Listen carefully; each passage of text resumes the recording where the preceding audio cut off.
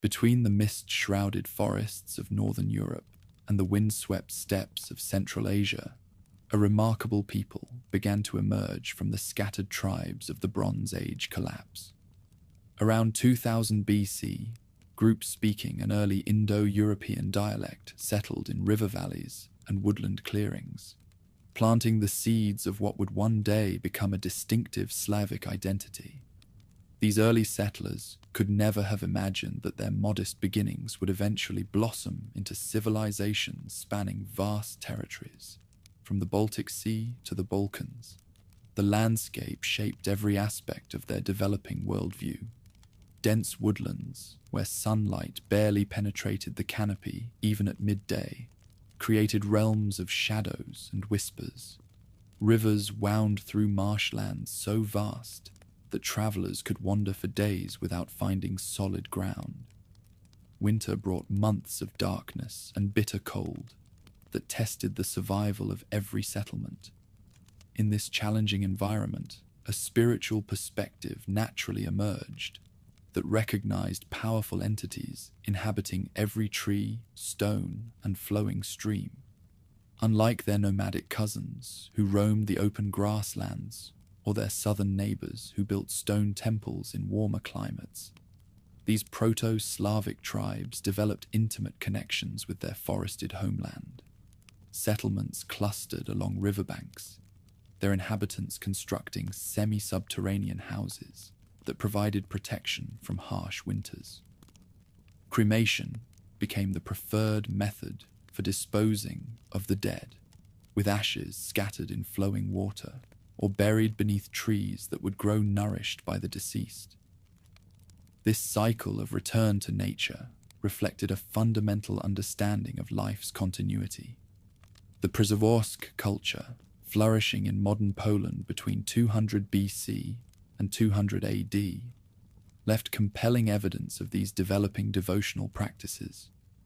Excavated sites reveal ritual deposits of weapons thrown into rivers, carefully arranged animal bones from ceremonial feasts, and ceramic vessels decorated with solar and lunar symbols. These weren't simply superstitious gestures, but sophisticated expressions of a worldview that recognized the sacred dimension permeating everyday existence. Unlike their Germanic neighbors who emphasized individual warrior burials, these tribes practiced collective cremation ceremonies that reflected their belief in the continued presence of ancestors within the community. Further east, along the winding course of the Dnieper River, the Zarubintsy culture developed similar but distinct practices.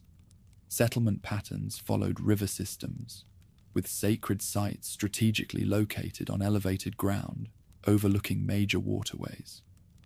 The artifacts recovered from these locations tell a fascinating story.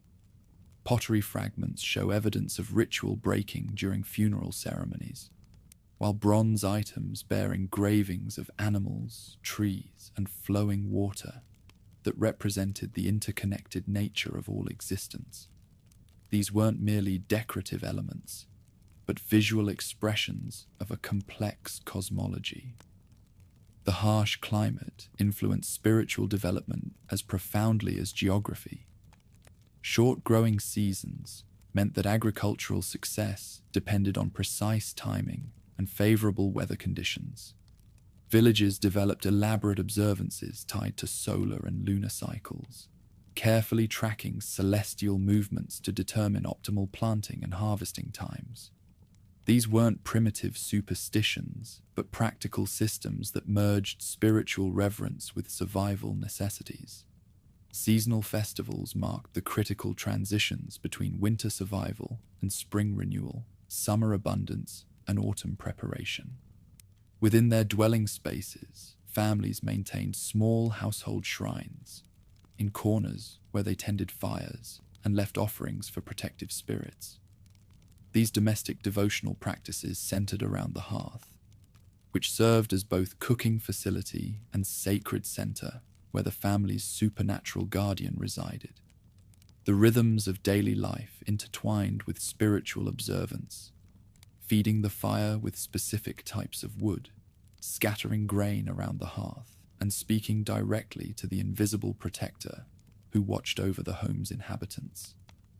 These weren't separate religious activities, but integral parts of household management. The development of language reflected this spiritual thinking in fascinating ways. Proto-Slavic vocabulary emphasized concepts of protection, abundance, and seasonal change. Words for supernatural beings derived naturally from everyday activities. The domovoi came from dom, meaning house, while rusalka connected to rosa, meaning dew. This linguistic pattern reveals how mystical concepts emerged organically from direct observation of natural phenomena, rather than abstract theological speculation. The very words people spoke carried embedded spiritual meanings. Metallurgical advancement accompanied this spiritual evolution step by step.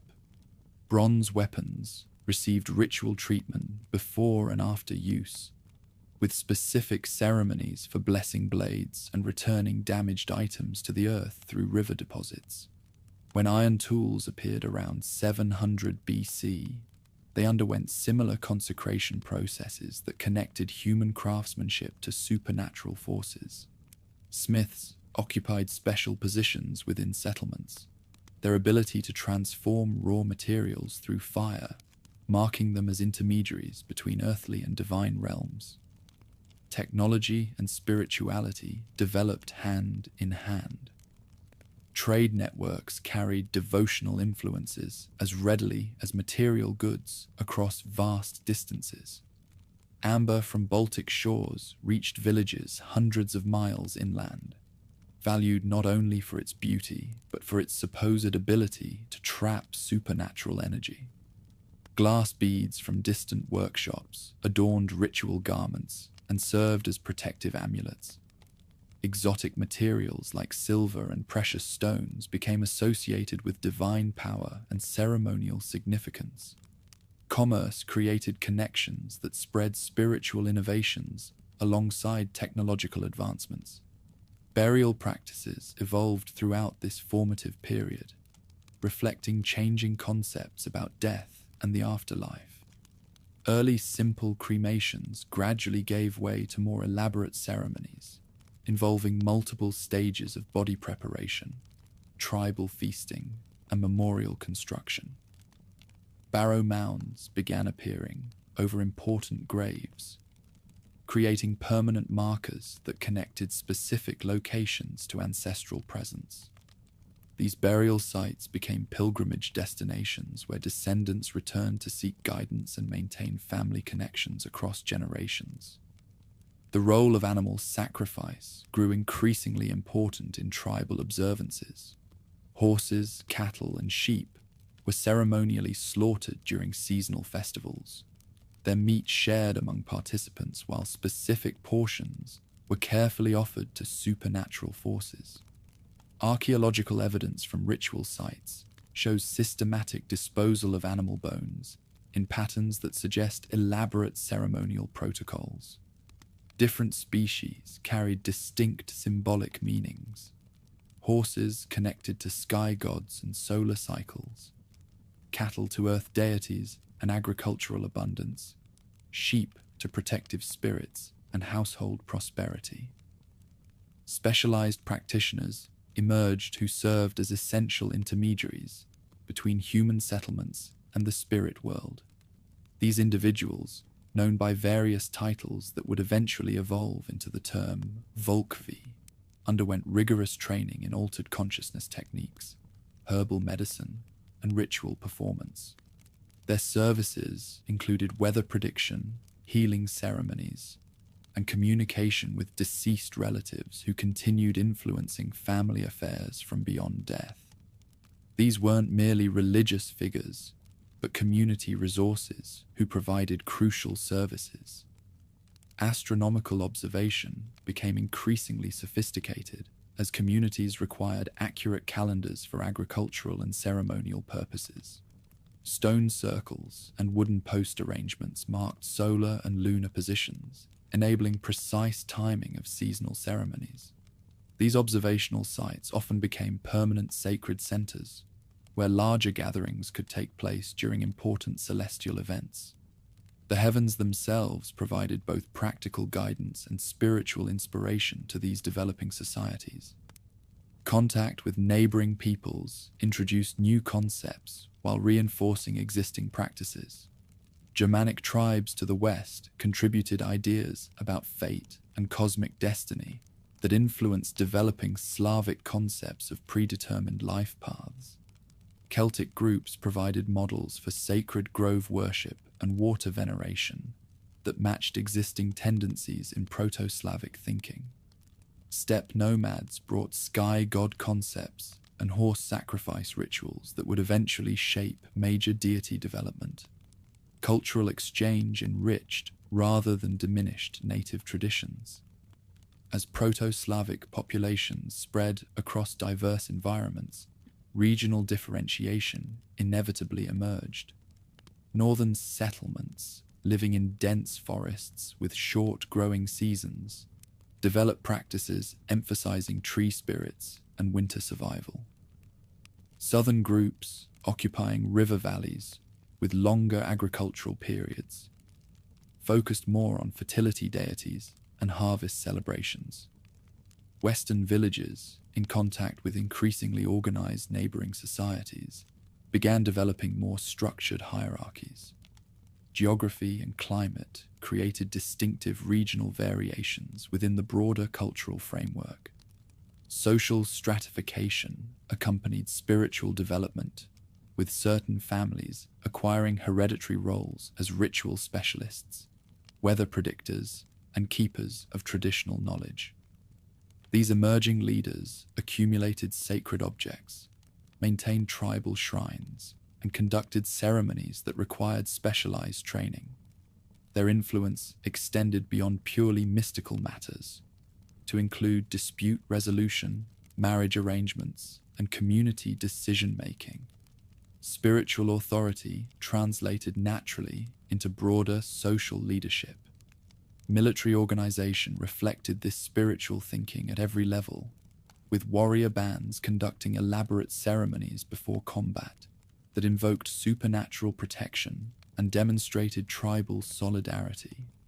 Weapons received blessing through ritual exposure to sacred fires, flowing water, or specific astronomical conditions. Victory celebrations included thanksgiving offerings to the spirits who had granted success, while defeat prompted careful examination of ritual failures that might have angered protective deities. Warfare carried spiritual dimensions as significant as its practical aspects. Craft production incorporated devotional elements at every stage, from material selection through final completion. Potters added sacred symbols to their vessels. Weavers included protective patterns in their textiles, and woodworkers chose trees according to ritual calendars. These practices created objects that served both practical and supernatural functions, embedding mystical concepts into the most ordinary items of daily life. The boundary between sacred and secular simply didn't exist in this integrated worldview. By 500 AD, Proto-Slavic systems had developed sufficient complexity to support the more elaborate pantheons and institutional structures that would characterize the medieval period. Basic concepts about household protection, seasonal observance, and ancestral veneration provided foundations for the organized temple complexes and state systems that would emerge during the following centuries. Yet even as practices became more sophisticated, they retained the essential connection to natural forces and environmental cycles that had shaped Slavic consciousness from its earliest development. The Great Migration periods between 500 and 800 AD carried these concepts across vast territories as Slavic groups spread into previously unsettled regions. Each migration created opportunities for adaptation as populations encountered new environments, neighboring peoples, and survival challenges. Yet core elements remained remarkably consistent. The emphasis on household spirits, seasonal ceremonies, and the complex relationships between living settlements and their deceased ancestors, who continued participating in family and tribal affairs. The seeds planted in those ancient forest clearings would eventually blossom into one of Europe's most distinctive cultural traditions. Scattered woodland shrines began transforming into elaborate ceremonial centers as tribal chieftains consolidated power and populations grew throughout the early medieval period. Between 500 and 800 AD, simple nature worship evolved into organized pantheons, featuring distinct personalities with specific domains and elaborate mythological relationships. Oak groves that had once hosted modest family gatherings now accommodated hundreds of worshippers during major festivals, their ancient trees supporting massive wooden idols that dominated the landscape. Perun emerged as the supreme deity of this developing hierarchy, his authority encompassing thunderstorms, military victory, and cosmic justice. Unlike the vague sky forces worshipped by earlier generations, this thunder god possessed clear personality traits, predictable behavior patterns, and specific ritual requirements. Warriors carved his symbol, a six-pointed star or stylized thunderbolt, into their weapons and shields. Farmers watched his lightning illuminate summer storms that brought the rains essential for successful harvests. Oak trees became Perun's earthly manifestations, their massive trunks and spreading branches serving as natural temples where worshippers gathered to witness supernatural power. Lightning strikes that splintered these giants were interpreted as signs of the thunder deity's presence rather than random natural events. Priests collected pieces of lightning-struck wood, grinding them into powder for protective charms or incorporating them into ritual fires that connected earthly observances to celestial forces. Veles ruled the underworld, the marshlands, and the realm of the dead from his position as the thunder god's cosmic opponent. This cattle deity appeared in multiple forms, sometimes as an enormous serpent coiled around the roots of the world tree, sometimes as a shaggy bear emerging from hibernation, sometimes as a bearded herdsman whose livestock included both living animals and human souls. His domain encompassed everything that existed below the Earth's surface or beyond the boundaries of civilized settlements. Between these two primordial forces, eternal conflict generated the natural phenomena that governed mortal existence. When Veles stole the Thunderlord's cattle, the rain clouds that grazed in heavenly pastures, the sky ruler's pursuit shook the heavens with lightning and deafening crashes. Their battles explained weather patterns, seasonal changes, and the agricultural cycles that determined whether populations prospered or starved. Victory meant abundant rains and successful harvests. Defeat brought drought, crop failure, and famine. Winter represented Veles' annual triumph, when the underworld deity retreated to his subterranean palace and locked the earth in frozen silence. Spring announced the thunder, God's return to dominance, his thunderbolts awakening dormant seeds and calling forth new growth. Summer marked the height of their struggle, when violent storms demonstrated the cosmic forces that maintained universal balance. Autumn brought resolution as the harvest was gathered and the cycle prepared to begin anew. Regional variations of this central myth reflected local environmental conditions and cultural influences. Western Slavic territories, where Germanic contact had introduced concepts of organized warfare and territorial conquest, developed elaborate military aspects of celestial conflict. Eastern regions, dominated by vast river systems and agricultural plains, emphasized the water-stealing episodes and their connection to irrigation and farming success.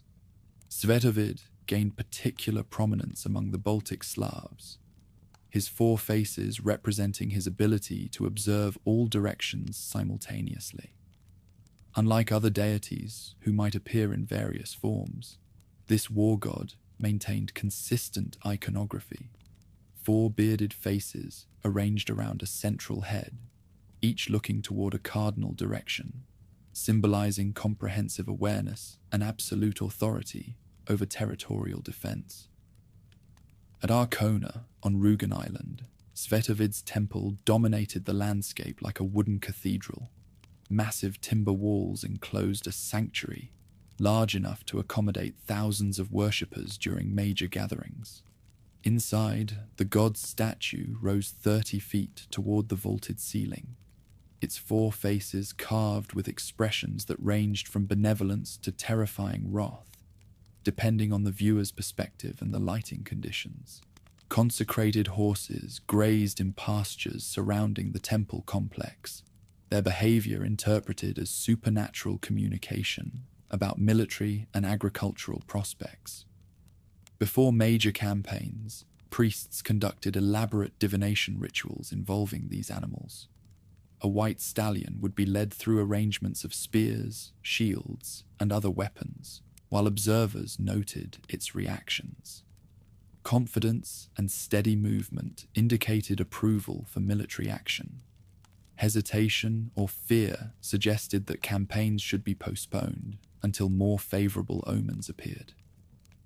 Annual festivals at Arkona drew participants from across the Baltic region, temporarily transforming the island into a major commercial and ceremonial center. Ships crowded the harbors, while overland travelers created bustling temporary markets where goods from Scandinavia, the German territories, and the Slavic interior were exchanged alongside devotional objects and ritual materials. Eastern territories developed different personalities, adapted to their distinctive environments and cultural needs. Dazbog, whose name meant giving god, ruled the sun and controlled the abundance that flowed from solar energy. Each dawn marked his birth from cosmic waters.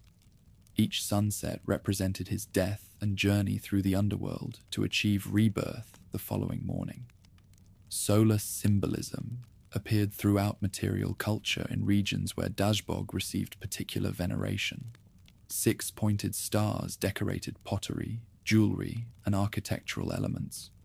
Circular motifs representing the sun's daily journey adorned weapons and ceremonial objects.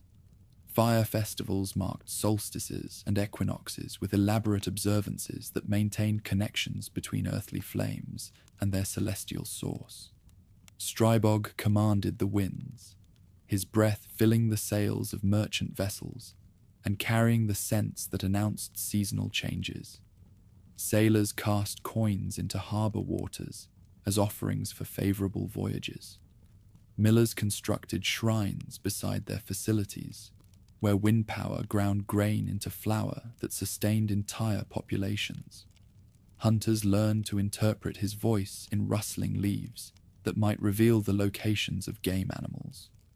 Makosh stood alone among major deities as the primary feminine force, her authority encompassing fertility, textile production, and women's mysteries. Her worship continued much older goddess traditions that stretched back to Neolithic agricultural societies, suggesting that female supernatural power had deeper historical roots than the male sky gods who dominated the emerging pantheon. Women gathered at Mokosh's shrines during lunar celebrations, bringing offerings of bread, honey, and freshly woven cloth, while seeking assistance with pregnancy, childbirth, and family protection.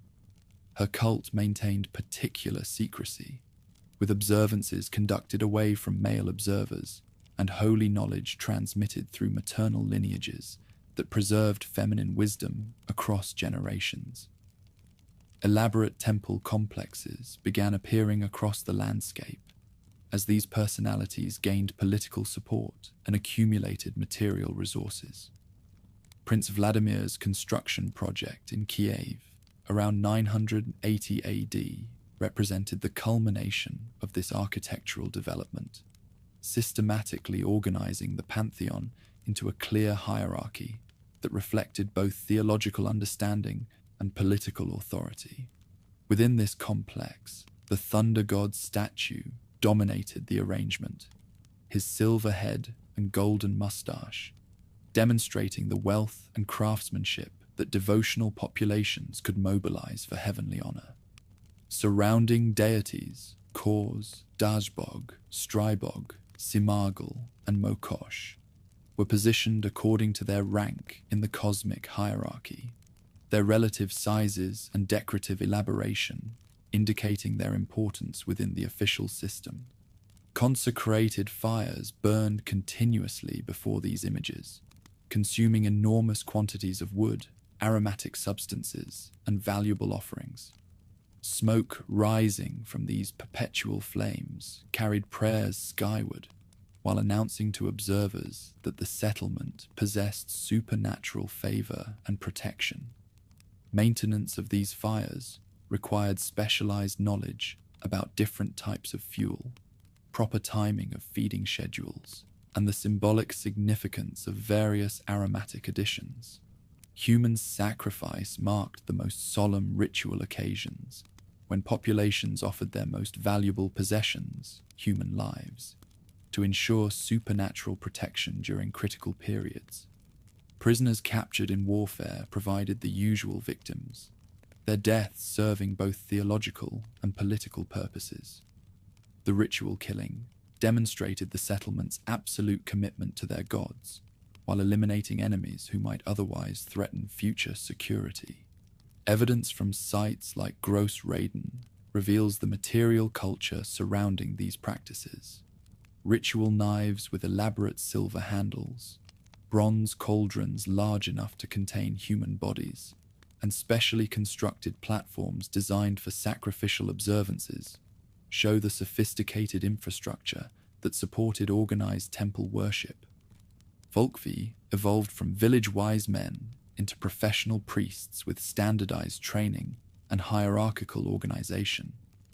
These specialists devoted their entire lives to mastering the complex ritual requirements of organized worship, learning to memorize vast quantities of oral literature, astronomical calculations, and ceremonial procedures that maintained proper relationships between human societies and supernatural forces.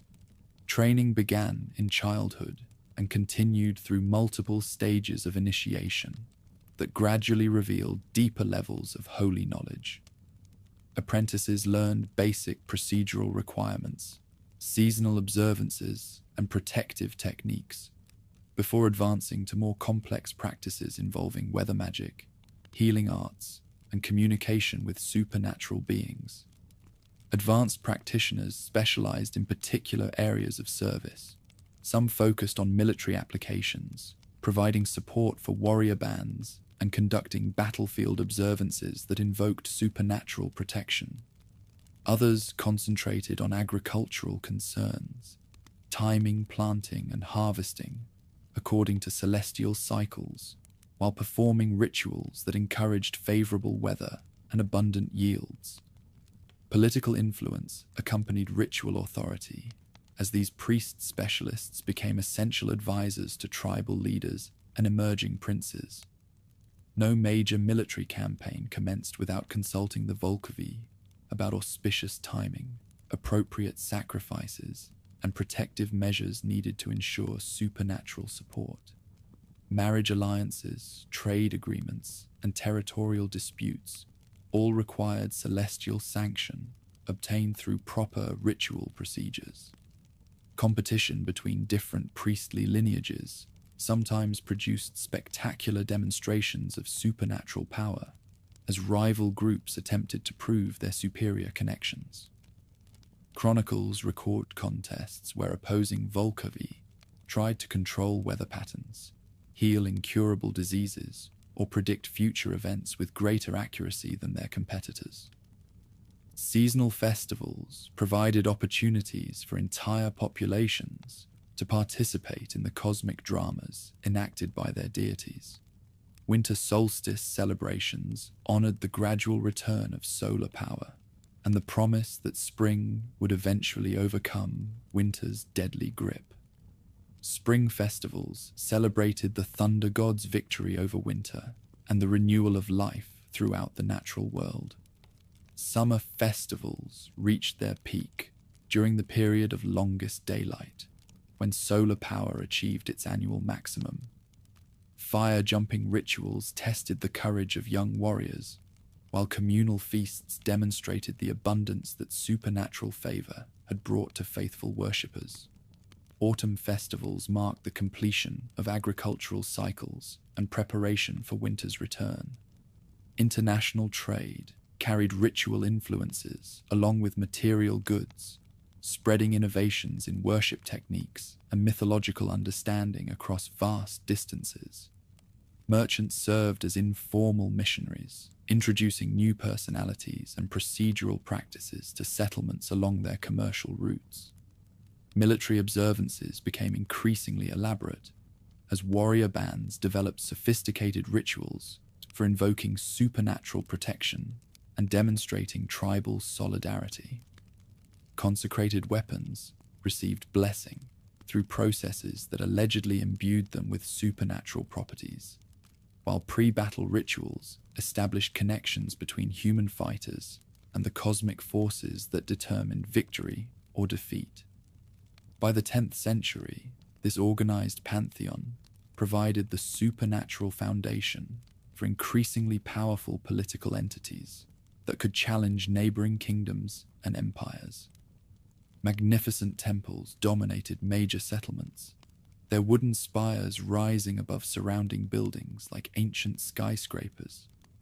Priestly colleges accumulated wealth and influence that rivaled royal courts, while seasonal festivals created temporary cities focused entirely on ritual celebration. Yet even at its height, this structured hierarchy remained firmly connected to the ancient nature worship that had given it birth. The thunder deity still inhabited individual oak trees, as well as elaborate temple complexes. Household spirits continued their protective duties in peasant dwellings. Local streams and springs maintained their individual personalities, despite being incorporated into the domains of major river deities. This continuity between organized religion and folk practice would prove crucial for survival during the coming centuries of political and cultural transformation. While princes erected magnificent temples and Volkvi conducted elaborate state ceremonies, an older and more intimate supernatural order continued governing the most fundamental aspects of human existence. Every dwelling harbored invisible protectors, every workplace hosted its own guardian, and every natural environment contained beings whose cooperation determined whether families prospered or perished. These weren't distant deities requiring formal worship, but everyday companions who shared living spaces with their human charges. They demanded daily attention, seasonal offerings, and careful observance of ancient protocols that connected ordinary activities to the cosmic forces surrounding mortal life. Each household sheltered a domovoi, inherited through family bloodlines like ancestral property, passed from generation to generation. This diminutive figure, typically appearing as a small bearded man covered in grey fur, watched over domestic affairs with the intensity of a devoted grandfather. During daylight hours, he remained hidden behind stoves, beneath floorboards, or in the shadows of storage areas. After sunset, his activities became audible through the soft sounds of bare feet crossing wooden floors, kitchen utensils being quietly rearranged, or whispered conversations with household cats who served as his messengers and companions. Unlike the distant deities who required formal prayers and elaborate sacrifices, the domovoi thrived on simple gestures of daily consideration. A bowl of milk left beside the hearth before bedtime, breadcrumbs scattered near his favorite hiding places, or small portions of family meals set aside before eating, maintained the invisible contract between human inhabitants and their protective caretaker. These modest offerings demonstrated respect and ensured continued cooperation, from a being whose goodwill determined household harmony and daily fortune. His responsibilities extended far beyond basic housekeeping duties. While parents labored in distant fields, the domovoi monitored sleeping children, his invisible hands straightening tangled blankets and his gentle humming soothing troubled dreams. When thieves approached the property, he alerted families through mysterious sounds, creaking timbers, rattling windows, or the sensation of invisible fingers tugging at sleepers' hair. Illness among family members prompted him to gather healing herbs during nighttime expeditions, leaving carefully selected plants on windowsills where inhabitants would discover them at dawn. Yet this benevolent guardian possessed a volatile temperament that required constant management through careful observance of household traditions. Families that neglected his needs or violated his unspoken rules might experience systematic destruction of domestic tranquility. Milk would sour within hours, bread would develop mold overnight, cooking fires would refuse to ignite properly, and essential tools would vanish only to reappear in impossible locations. Family members might wake with their hair elaborately braided, discover their clothing turned inside out, or find mysterious scratches spelling out warnings in scripts only elderly relatives could interpret. Moving to new residences demanded elaborate negotiations to persuade the domovoi to relocate with his charges. Formal invitations delivered to empty rooms, favorite foods prepared and abandoned in the old dwelling as farewell gifts, and burning coals transported from the original hearth to the new location provided anchors that encouraged reluctant guardians to continue their protective services. Families who failed to observe these protocols risked spiritual abandonment, leaving themselves vulnerable to malevolent influences that proper guardianship would normally repel. Aquatic environments contained their own hierarchies of supernatural inhabitants, each species adapted to specific watery domains and behavioral cycles that reflected the complex relationship between humans and water sources. Rusalka embodied the life-giving properties of rivers and lakes, but their benevolence fluctuated dramatically according to seasonal conditions and human behavior. During early summer, when waters warmed and fish spawned in shallow areas, they appeared as beautiful maidens with flowing hair that resembled underwater vegetation. Their songs drifted across moonlit surfaces, calling to fishermen and boatmen with melodies that promised romance, prosperity, and otherworldly wisdom. Yet these same beings transformed into agents of death during Rusalka week, the dangerous period following Orthodox Pentecost, when the souls of drowned women returned to claim new victims. No longer content with their underwater existence, they emerged to dance in forest clearings near riverbanks, their pale forms moving through trees like mist given human shape. Men who witnessed these nocturnal gatherings might find themselves compelled to join the dancing, their feet following hypnotic rhythms until exhaustion sent them tumbling into dark waters, where patient Rusalka waited to drag them down to bone-built palaces beneath the surface. Defense against these perilous transformations required knowledge transmitted through generations of those who made their living from water.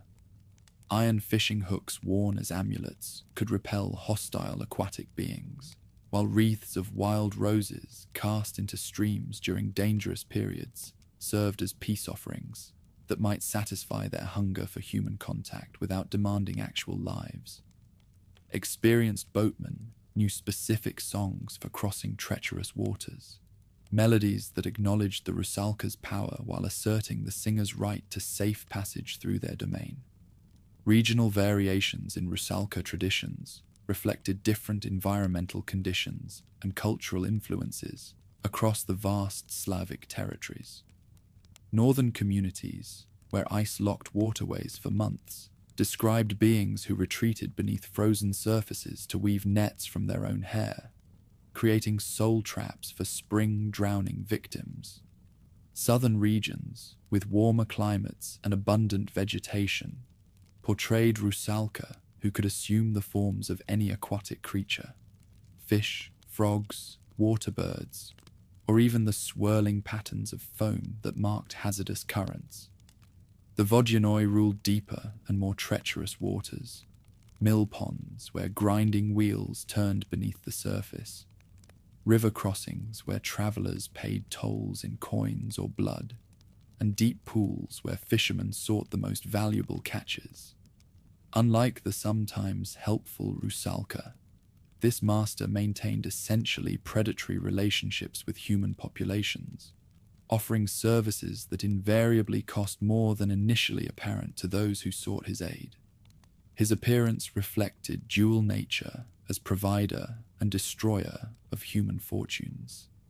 Sometimes he manifested as a prosperous merchant, dressed in fine clothing and generous with coins that turned to worthless debris by morning light.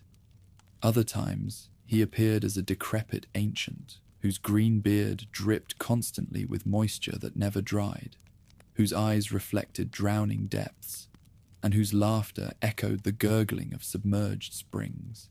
His underwater palaces supposedly contained vast collections of captured souls preserved in water-filled vessels, each available for bargaining with surface dwellers willing to meet his prices.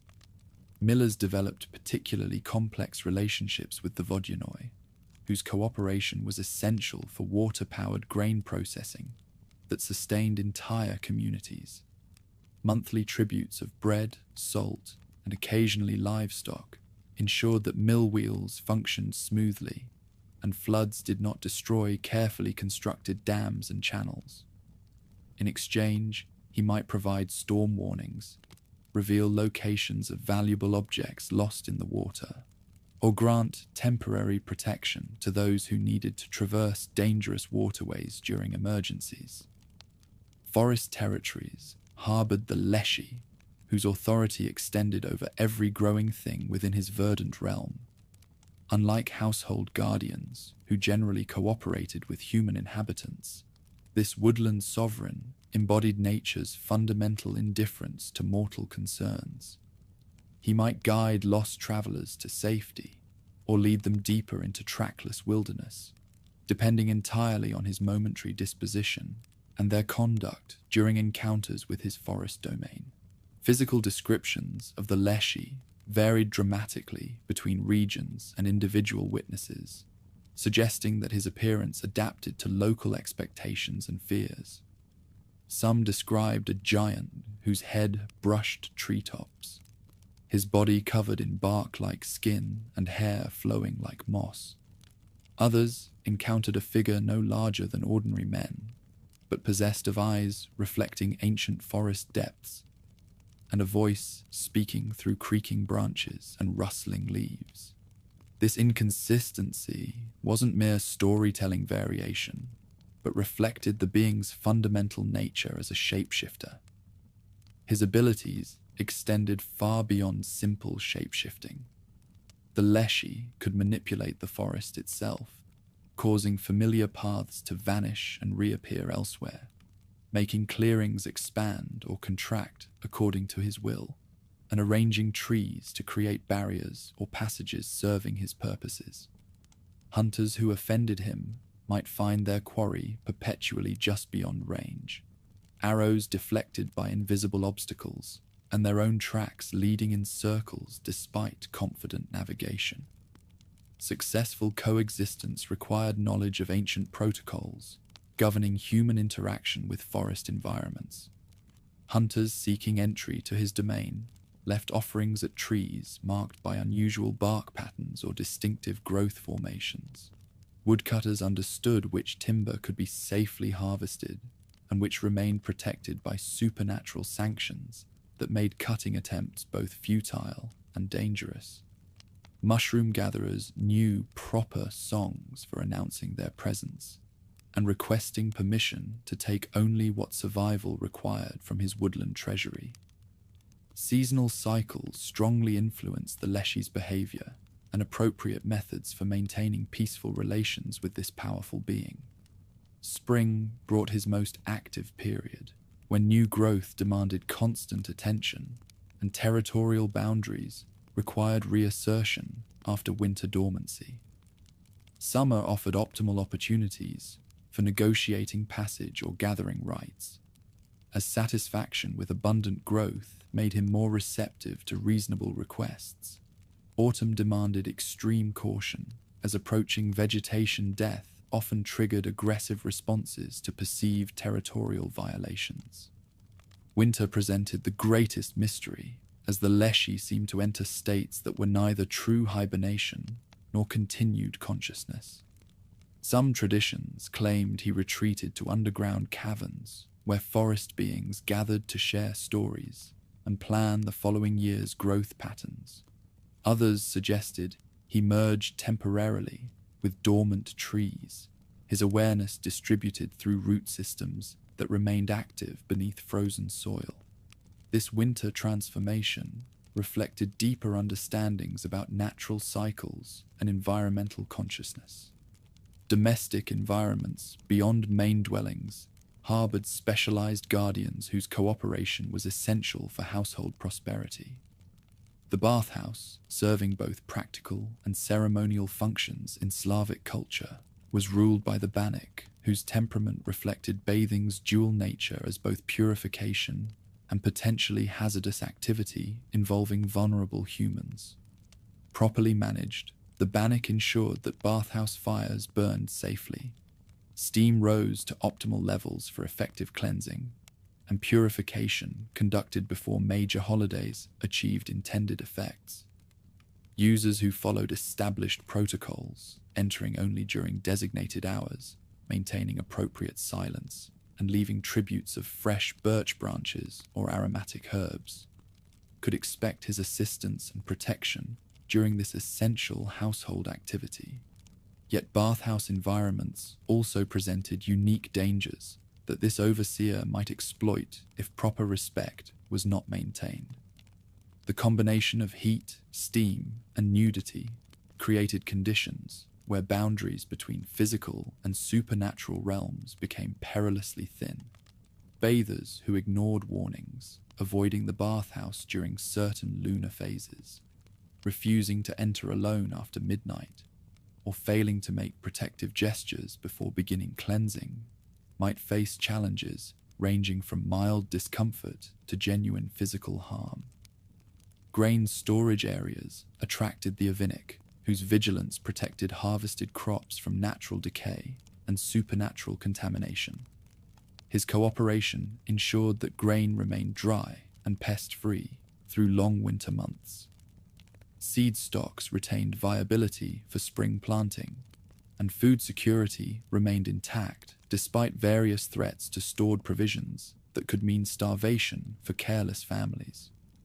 The Avinnik's divination abilities made him particularly valuable during harvest time, when decisions about crop storage and winter preparations required accurate predictions about weather patterns and food requirements. Experienced householders learned to interpret signs he provided: dust patterns settling on grain sacks, sounds emerging from storage areas during quiet nights, a mysterious rearrangement of tools that revealed hidden information about family health and future prospects. Yet his protective services came with strict requirements that could not be safely ignored by those who depended on his favor. Grain storage areas required maintenance according to ancient standards of cleanliness and organization that exceeded mere practical considerations. Specific observances were necessary before storing the first grain each autumn. Protective charms needed regular renewal, and violations of storage taboos, such as allowing strangers unsupervised access or using stored grain for non-sustenance purposes, could trigger responses threatening entire winter food supplies. Female domestic spaces attracted the kikimora, particularly associated with textile production and the complex crafts that occupied women's time during winter months.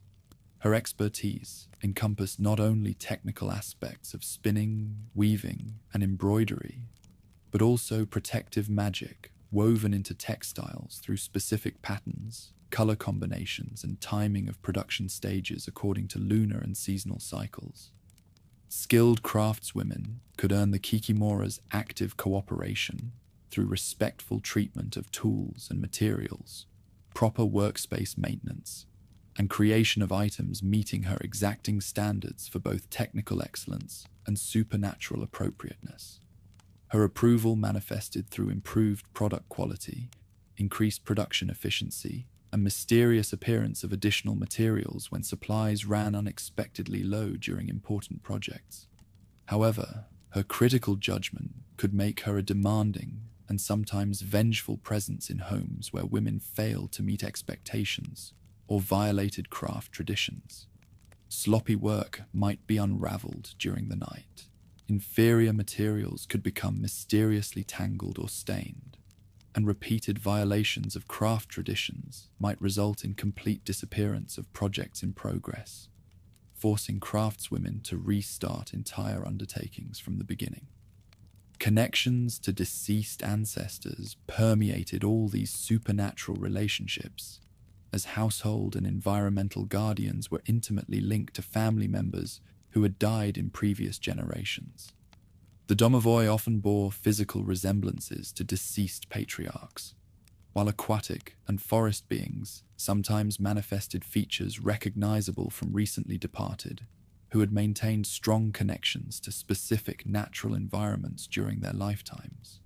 This ancestral dimension created additional layers of obligation and opportunity within supernatural relationships.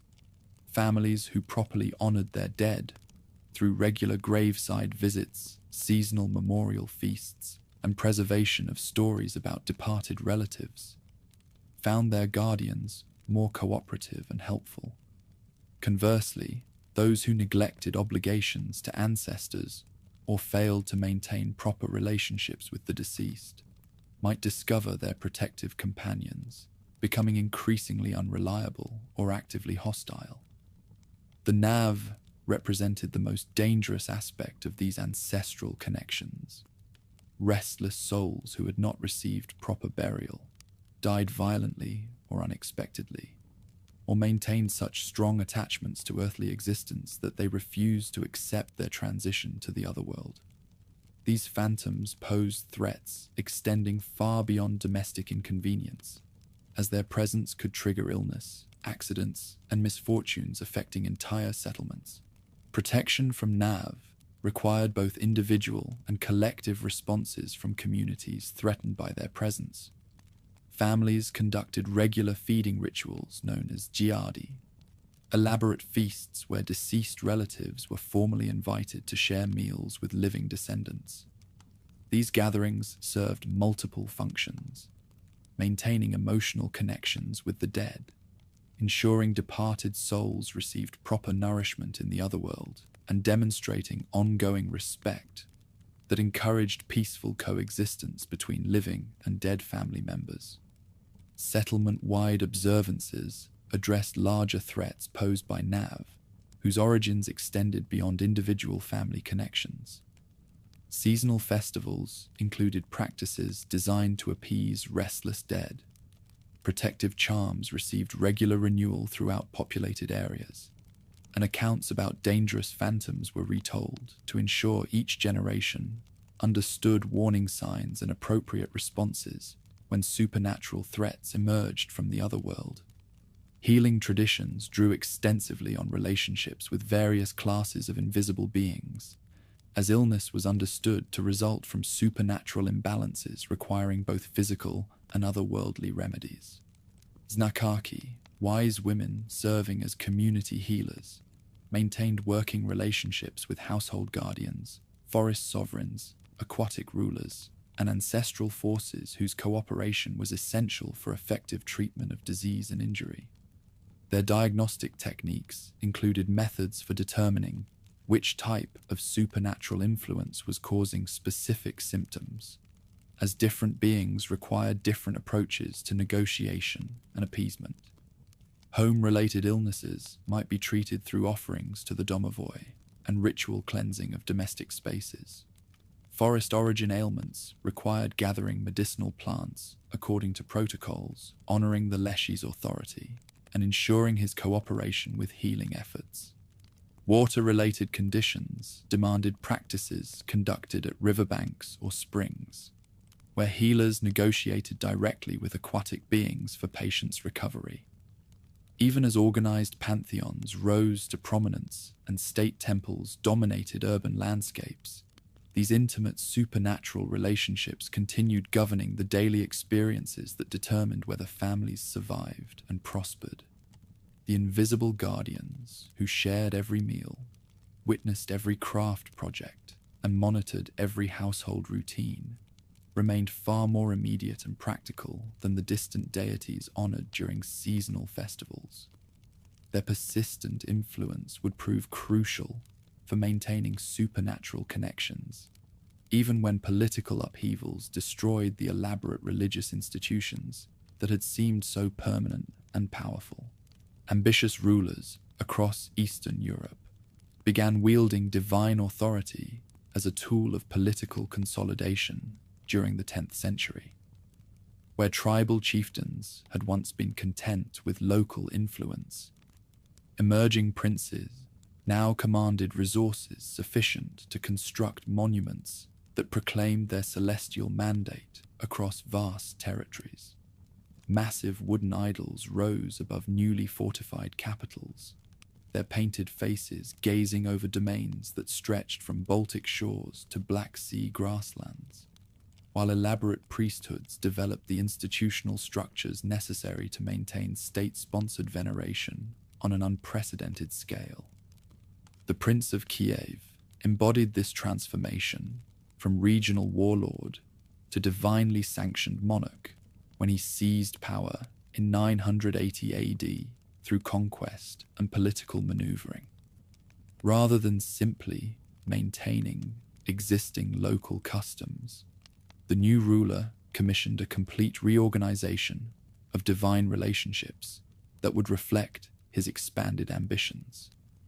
Craftsmen were summoned to create a pantheon unlike anything previously seen in Eastern Europe, systematically arranging the scattered deities of his diverse subjects into a clear hierarchy that mirrored his own political authority. On a prominent hill overlooking the Dnieper River, workers erected an assembly of images that demonstrated both the wealth and theological sophistication of the kingdom. Perun's statue dominated the arrangement, his silver head and golden mustache gleaming in sunlight, while his wooden body was dressed in real garments that changed with seasonal cycles. Surrounding him stood representations of Kors, Dashbog, Strybog, Simargl, and Mokosh, each positioned according to their rank in the newly systematized hierarchy that would govern divine relationships throughout the realm. This calculated display served multiple diplomatic and domestic purposes. Foreign ambassadors visiting Kiev would witness the prosperity and organizational capability of a kingdom that could afford such elaborate monuments. Tribal leaders from distant regions would understand that submission to the prince meant incorporation into a cosmic system where their local deities occupied subordinate positions beneath Perun's supreme authority.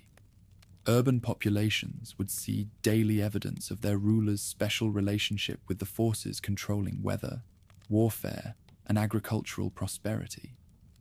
Consecrated fires burned continuously before these images, consuming vast quantities of carefully selected wood, aromatic herbs, and valuable offerings that demonstrated the community's devotion and their prince's ability to command enormous resources for ceremonial purposes. Smoke rising from these perpetual flames carried prayers skyward while announcing to all observers that Kiev possessed divine favor, necessary for continued expansion and success in an increasingly competitive political landscape. Armed campaigns became elaborate enterprises, combining strategic planning with extensive divination and ceremonial preparation. before the prince's armies marched against Bulgarian territories, Khazar strongholds, or Byzantine frontier fortresses. Volkovi conducted thorough consultations with the assembled pantheon. Campaign timing, commander selection, and even specific tactical decisions required approval obtained through proper sacrificial procedures and omen interpretation that bound military actions to divine sanction. Victory celebrations reached spectacular heights when successful expeditions returned with captives and plunder. Contemporary chronicles describe occasions when hundreds of prisoners were killed simultaneously, their blood feeding the divine powers that had granted triumph, while their deaths served as warnings to any who might consider resistance. These mass executions were not merely expressions of cruelty, but calculated demonstrations of the cosmic forces supporting the ruler's authority and the consequences of opposing divinely sanctioned rule.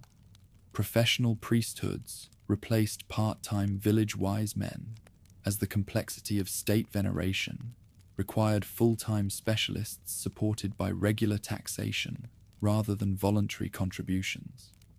These clerical officials received extensive training in the intricate requirements of organized ceremonial practice, learning not only traditional songs and mythological narratives, but also the diplomatic skills needed to coordinate festivals, drawing participants from across the expanding territories under princely control.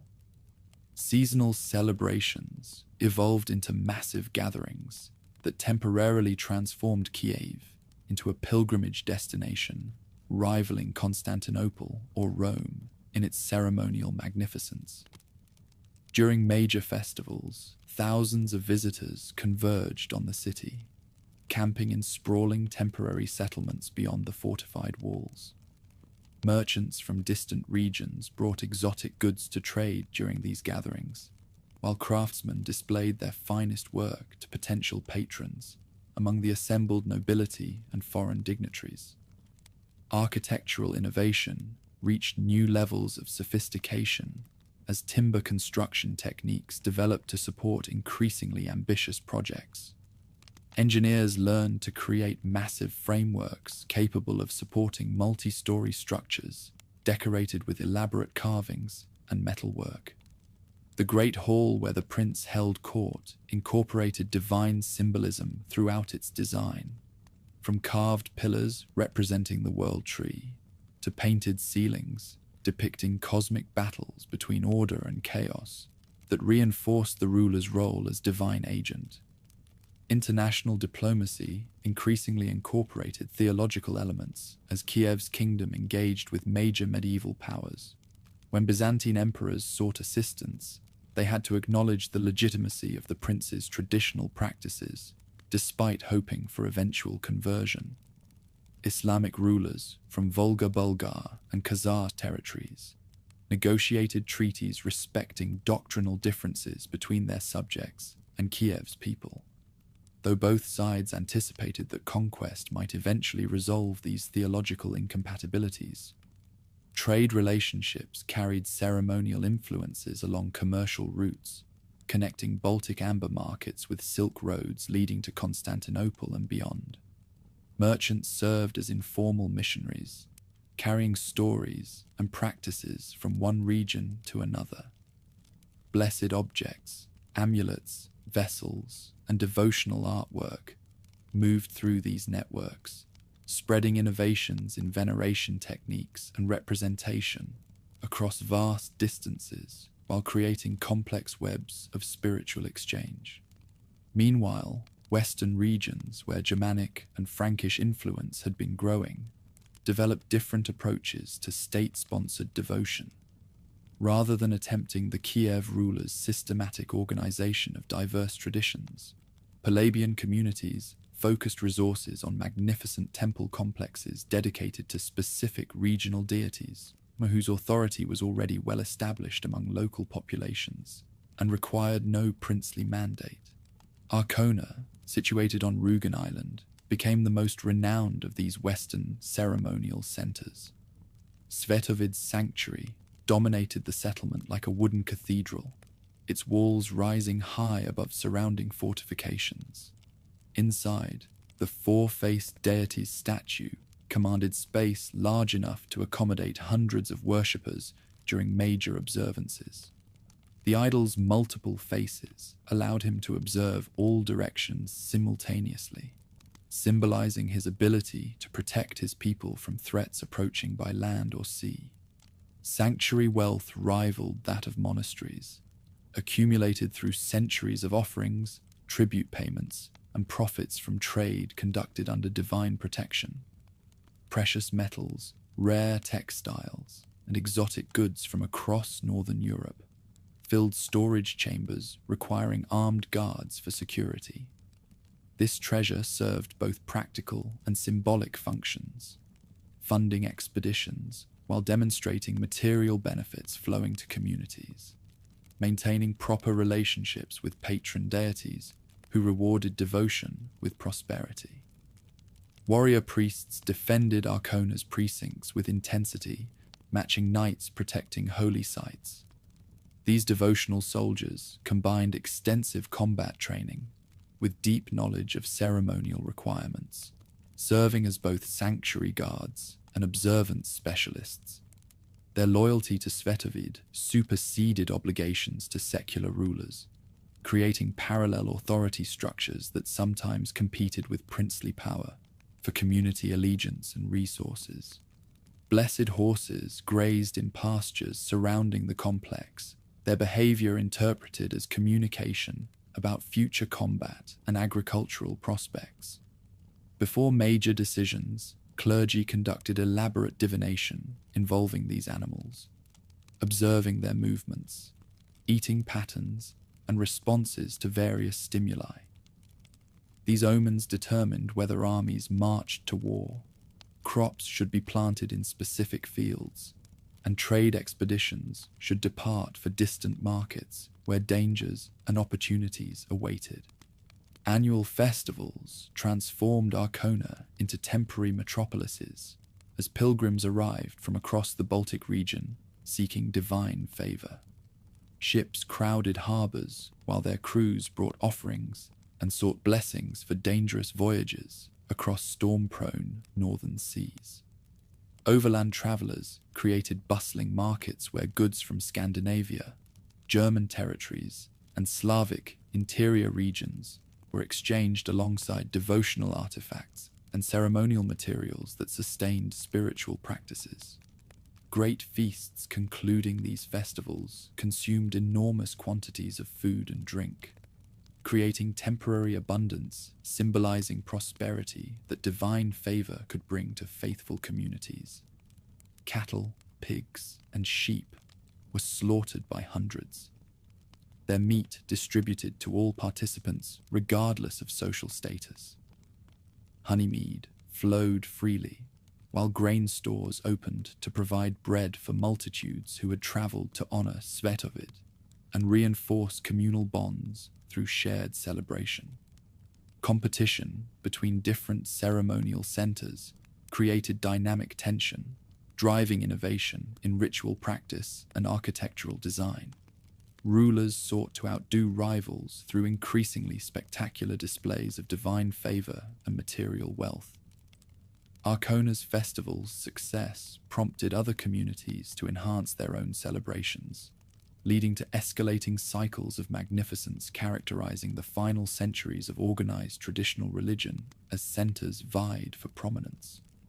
Other major centers across the Baltic region developed distinctive approaches to temple organization and festival celebration. Rithra featured multiple temples arranged around a central lake that played important roles in divination ceremonies. Wollin became a major commercial center where religious and economic activities became thoroughly integrated, with temples controlling significant portions of maritime trade through divine sanction. Combat veneration reached particular sophistication among Baltic communities, where constant warfare with expanding kingdoms made divine support for battle operations urgently necessary. Warrior brotherhoods developed elaborate initiation rites, binding members through divine oaths, invoking terrible curses upon anyone betraying companions. These observances typically involved bloodletting, consumption of blessed substances, and vows connecting individual honor with cosmic forces that transcended earthly loyalties. Consecrated weapons received treatment through processes allegedly imbuing them with divine properties beyond mere metal and wood.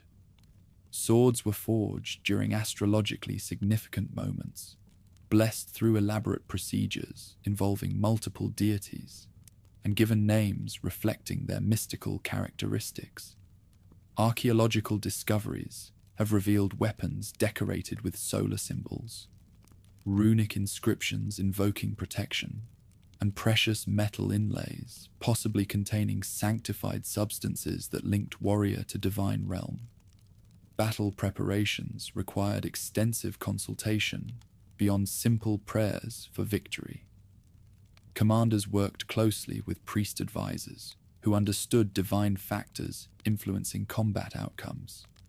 Attack timing, formation selection, and weapon choices for specific engagements might depend on omens obtained through divination, conducted immediately before combat commenced, creating war practices thoroughly infused with supernatural dimensions. Victory celebrations provided opportunities for spectacular demonstrations of gratitude to divine powers granting success.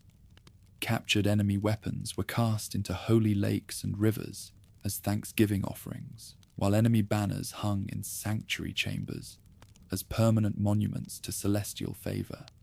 High-ranking prisoners might be reserved for sacrificial observances, honoring gods while demonstrating consequences of opposing divinely sanctioned authority. Growing sophistication of traditional kingdoms inevitably brought contact with missionary activities spreading across Europe for centuries. Unlike gradual cultural infiltration characterizing earlier transitions, these encounters often involved direct political and armed confrontation between incompatible worldviews that could not easily coexist within the same territories without fundamental transformation of one or both systems. Missionaries arriving in Kiev, Novgorod, or Arkona were not simply offering alternative devotional practices, but challenging entire foundations of political authority in these traditional states. Kings and princes deriving legitimacy from special relationships with ancestral deities could not easily accommodate teachings declaring those same gods to be demons or illusions. Social hierarchies, legal systems, and economic structures were all intimately connected with divine traditions that the new faith explicitly sought to replace with its own cosmic order. Early missionary efforts achieved limited success among populations whose daily lives remained thoroughly integrated with traditional practices.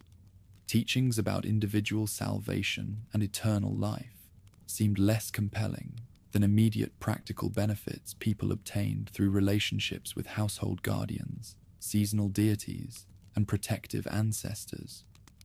Promises of future paradise could not easily compete with tangible assistance provided by divine forces, already active in their communities through generations of established relationship. However, political circumstances began shifting in ways eventually favoring the new faith's expansion across the region. Growing power of kingdoms like the Holy Roman Empire and Byzantium made alliance with these neighbors increasingly attractive to traditional rulers, facing pressure from multiple directions. Conversion might provide access to advanced technology, diplomatic support, and trade relationships, strengthening a kingdom's position relative to competitors still following ancestral practices. The Kiev prince himself began reconsidering theological options as political ambitions expanded beyond what traditional devotion could effectively support. While his reorganized pantheon had served effectively for consolidating power within existing territories, further expansion would require incorporating populations with very different ceremonial traditions. The new faith offered universal frameworks that might unite diverse ethnic groups under single political and ecclesiastical authority, without regional variations that complicated governance. The famous account of the rulers' deliberations in 987 AD, whether historically accurate in details or not, reflects practical considerations influencing royal conversion decisions. Islamic envoys from Volga Bulgars offered sophisticated monotheistic alternatives to traditional polytheism, but alcohol prohibition allegedly prompted rejection, with the memorable declaration that drinking is the joy of the Rus.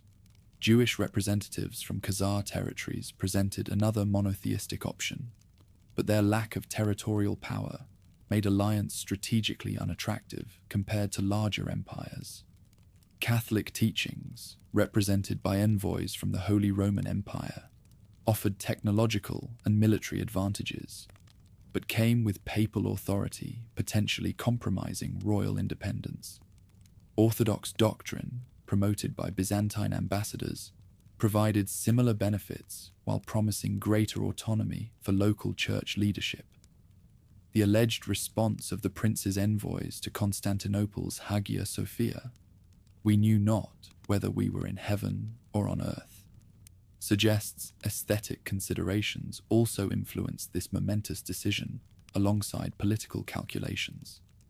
Economic factors played crucial roles in conversion considerations as medieval trade networks expanded. Kingdoms following the new faith controlled the most profitable trade routes connecting northern Europe with Mediterranean regions. Conversion would provide access to these commercial networks while eliminating theological barriers complicating business relationships between traditional and converted merchants. Material prosperity visible in these cities offered compelling evidence of practical benefits flowing from adopting new faith. Yet decisions to abandon traditional devotional practices were not taken lightly by rulers, understanding the enormous social and political disruption such changes would necessarily cause. The pantheon the prince had carefully constructed represented not only personal convictions, but also entire foundations of political authority. Dismantling this system would require finding alternative sources of legitimacy, while managing inevitable resistance from populations whose daily lives remained thoroughly integrated with ancestral traditions. Considerations ultimately proved decisive in the ruler's conversion to Orthodox doctrine in 988 AD. His agreement to provide assistance to Byzantine Emperor Basil II in exchange for marriage to the emperor's sister, Anna, created political alliance requiring theological compatibility. Mass baptism of Kiev's population in the Dnieper River marked not only the prince's personal conversion, but the beginning of the end for organized traditional religion throughout Eastern Europe as state support transferred to the new faith. Destruction of the great pantheon the ruler had erected less than a decade earlier sent shockwaves throughout the region. Perun's silver-headed idol was dragged through streets and cast into rivers, while crowds wailed and beat their breasts in grief. Other images were similarly destroyed or removed, their consecrated fires extinguished, and sanctuary precincts converted to new purposes that served the expanding church hierarchy, replacing the Volkovi. Yet even as great state temples fell to axes wielded in the name of the cross, and official pantheons crumbled into memory, deeper devotional traditions sustaining these communities for centuries proved far more resilient. Household guardians, seasonal celebrations, and protective practices governing daily life could not be eliminated through royal decree or destroyed through physical demolition. These traditions would adapt, survive, and eventually merge with the new faith to create complex syntheses characterizing Eastern European devotion for centuries to come. Smoke billowed from blazing sanctuaries across Eastern Europe as old gods fell to axes wielded in the name of the cross. Royal decrees commanded entire populations to abandon beliefs that had sustained their ancestors for millennia. Yet for every idol that toppled and every shrine that burned, desperate voices rose in defiance. Transformation from pagan kingdoms to orthodox principalities proved neither swift nor bloodless, as settlements that had honored their deities for centuries found themselves ordered to embrace an alien faith that promised salvation in another world, while threatening their connections to the spirits governing daily survival. Kiev's mass baptism in 988 AD marked only the beginning of a struggle that would rage for generations. While Prince Vladimir's subjects may have waded obediently into the Dnieper River to receive blessing from Byzantine priests, their hearts remained with the gods whose images had been dragged through streets and cast into waters.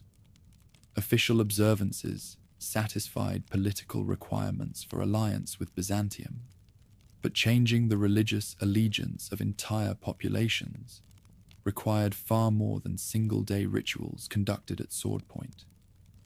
Defiance began almost immediately, though initially taking subtle forms that avoided direct confrontation with royal power. Households that had publicly embraced the new faith continued privately maintaining their old ways, leaving offerings for domovoi, conducting seasonal festivals in hidden locations, and preserving ancient songs and stories through careful oral transmission. Clandestine activities created parallel spiritual lives that existed alongside, and often contradicted officially mandated ecclesiastical duties. Rural areas, where central power exercised less direct control, became refuges for old ways that could not be openly maintained in urban centers. Village clergy, when they existed at all, often found themselves ministering to congregations that attended services while continuing to honor household spirits, seasonal forces, and protective ancestors through gatherings conducted in woodland clearings and family meetings beyond official oversight. Many of these rural priests, drawn from local populations, understood the impossibility of completely eliminating deeply rooted customs overnight. Some developed pragmatic approaches that accommodated inherited practices within broadly acceptable frameworks, focusing on preventing outright paganism while tolerating activities that could be interpreted as harmless folk customs. This flexibility often created tension with higher ecclesiastical authorities who demanded more rigorous enforcement of conversion requirements. Volkvi, stripped of their official status and deprived of state support, evolved into underground leaders who maintained old knowledge while adapting their methods to survive in hostile environments. These displaced priest-sorcerers could no longer conduct public observances or maintain elaborate temple complexes, but they preserved essential techniques of weather magic, healing arts, and communication with the spirit world through networks of loyal followers who secretly supported their activities.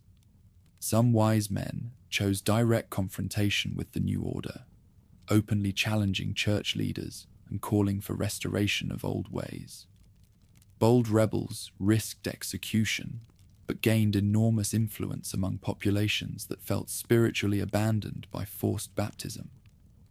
Their public demonstrations of supernatural power, controlling weather patterns, healing diseases that prayers could not cure, and accurately predicting future events, provided compelling evidence that the old gods retained their strength despite official abandonment. Novgorod's uprising of 1071 exemplified this open defiance. Two sorcerer priests appeared during a time of famine, claiming that old powers were punishing the region for abandoning ancestral veneration. They demanded that populations return to ancient ways and threatened divine retribution against anyone who continued following the new teachings. Their message resonated powerfully with people suffering material hardship, while being told that their inherited sources of supernatural assistance were now forbidden. Rebel leaders performed dramatic demonstrations of their continued connection to otherworldly forces. They allegedly controlled rainfall, caused rivers to flow backward, and made the earth tremble through their incantations. Whether these phenomena resulted from genuine divine intervention, clever stagecraft, or coincidental natural events mattered less than their effect on populations desperate for evidence that their ancestral powers had not truly abandoned them. Prince Gleb's response revealed the violent measures that church officials were willing to employ to suppress pagan revival. Rather than attempting to refute the sorcerer's claims through theological argument or competing displays of miraculous power, he ordered their immediate execution along with hundreds of supporters. The brutal suppression sent a clear message that defiance of church rule would be met with deadly force, regardless of popular support. Still, even spectacular violence could not eliminate the deeper currents that sustained old ways. Execution of prominent rebel leaders often transformed them into martyrs, whose memory inspired continued opposition to church dominance. Secret shrines were established at burial sites of executed shamans, and their teachings were preserved through hidden networks that proved remarkably resilient to official persecution. Regional variations in rebellious patterns reflected local political conditions and the strength of inherited institutions. Western Slavic territories, where Germanic and Frankish influence had been gradually increasing for decades, experienced more sustained conflict as populations that had successfully resisted earlier baptism attempts found themselves facing renewed pressure from multiple directions. The Wendish Crusade of 1147 represented the culmination of church military pressure against Baltic Slavic strongholds that had maintained independence through superior naval power and strategic alliances with other pagan peoples. Unlike earlier efforts that relied primarily on missionary activity and diplomatic persuasion, this campaign explicitly aimed at destroying pagan military capacity while forcing mass conversions through conquest and occupation. Pelagian defiance centered around great temple complexes that had served as both spiritual and political centers for generations. Arcona's fall in 1168 marked the end of organized pagan military opposition in the Baltic region, but the campaign required sustained siege warfare against defenders who fought with the desperation of people protecting their most sacred sites. Danish King Valdemar's forces needed months to breach fortifications surrounding Svetovid's sanctuary, and even then, victory required betrayal by local inhabitants who had been promised favorable treatment in exchange for cooperation. Svetovid's four-faced statue destruction sent shockwaves throughout remaining pagan territories.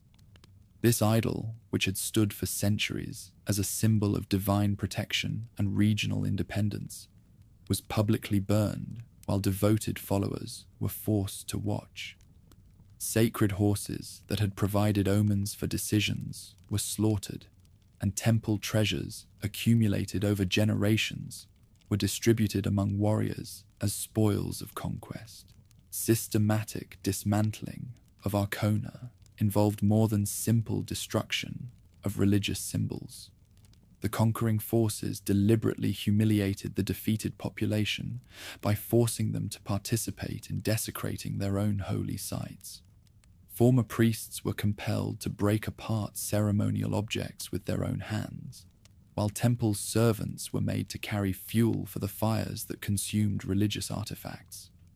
These psychological tactics aimed to break the spiritual resistance of the population by demonstrating the complete powerlessness of their former gods.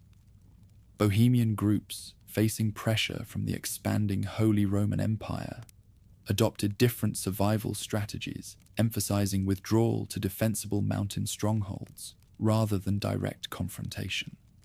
Highland refugees allowed old ways to continue in isolation, while avoiding catastrophic battles that had destroyed Baltic strongholds. Some of these settlements maintained independence for decades, creating temporary kingdoms in regions too remote and difficult for church armies to effectively occupy. Polish territories experienced complex patterns of rebellion and accommodation, as different regions responded differently to baptism pressures. The uprising led by Michał in the 1030s demonstrated that even officially converted areas could revert to pagan ways when political circumstances allowed. This rebellion combined ancient spiritual revival with resistance to foreign political influence, as populations that resented both church rule and German cultural dominance found common cause in defending old ways. Croatian highland settlements developed perhaps the most successful long-term strategies, using the complex terrain of Dalmatian mountains to create sanctuary zones where old ways could continue beyond the reach of coastal officials who had accepted Byzantine influence. These isolated enclaves preserved not only spiritual observances, but also distinctive cultural habits that would eventually influence broader development of South Slavic identity. Underground survival networks emerged throughout baptized territories, as settlements developed sophisticated methods for preserving ancient knowledge while avoiding official persecution. Traveling storytellers served as crucial links in these networks, carrying songs, stories, and procedural instructions between scattered groups of secret practitioners. Their performances appeared to be simple entertainment, but initiated listeners could decode hidden spiritual content that preserved essential knowledge. Folk songs became vehicles for maintaining mythological understanding, with old divine narratives disguised as secular ballads about heroes, magical creatures, and supernatural adventures. Complex symbolism embedded in these compositions allowed initiated practitioners to reconstruct ritual procedures, seasonal observances, and protective methods from seemingly innocent musical entertainment. Work songs preserved knowledge related to agricultural cycles, with specific melodies and verses sung during planting, harvesting, and food preparation, containing instructions for invoking otherworldly assistance. These habits could be maintained openly, since they appeared to be merely inherited work customs, rather than forbidden religious activities. Wedding observances became particularly important vehicles for preserving old spiritual elements, as the church initially focused more on eliminating public temple veneration than on reforming domestic celebrations. Ancient marriage rituals, fertility rites, and protective observances could be conducted alongside wedding masses, creating syncretic gatherings that satisfied official requirements while maintaining essential connections to inherited ways. Funeral habits offered another opportunity for preserving old elements within officially approved contexts. While bodies were buried in consecrated cemeteries with appropriate services, families continued including grave goods, conducting memorial feasts, and maintaining communication with the dead through methods that predated arrival of Byzantine priests. These habits could often be justified as local cultural traditions rather than forbidden religious activities. The persistence of ancestral veneration created particular challenges for church authorities, as the boundary between honoring deceased relatives and worshipping pagan spirits often proved difficult to define clearly. Many families maintained elaborate shrines dedicated to departed ancestors, conducted regular feeding rituals for the dead, and sought guidance from deceased relatives through divination practices that closely resembled pre-conversion worship patterns. Martyrdom and forced baptism created powerful emotional bonds between settlements and their old spiritual ways.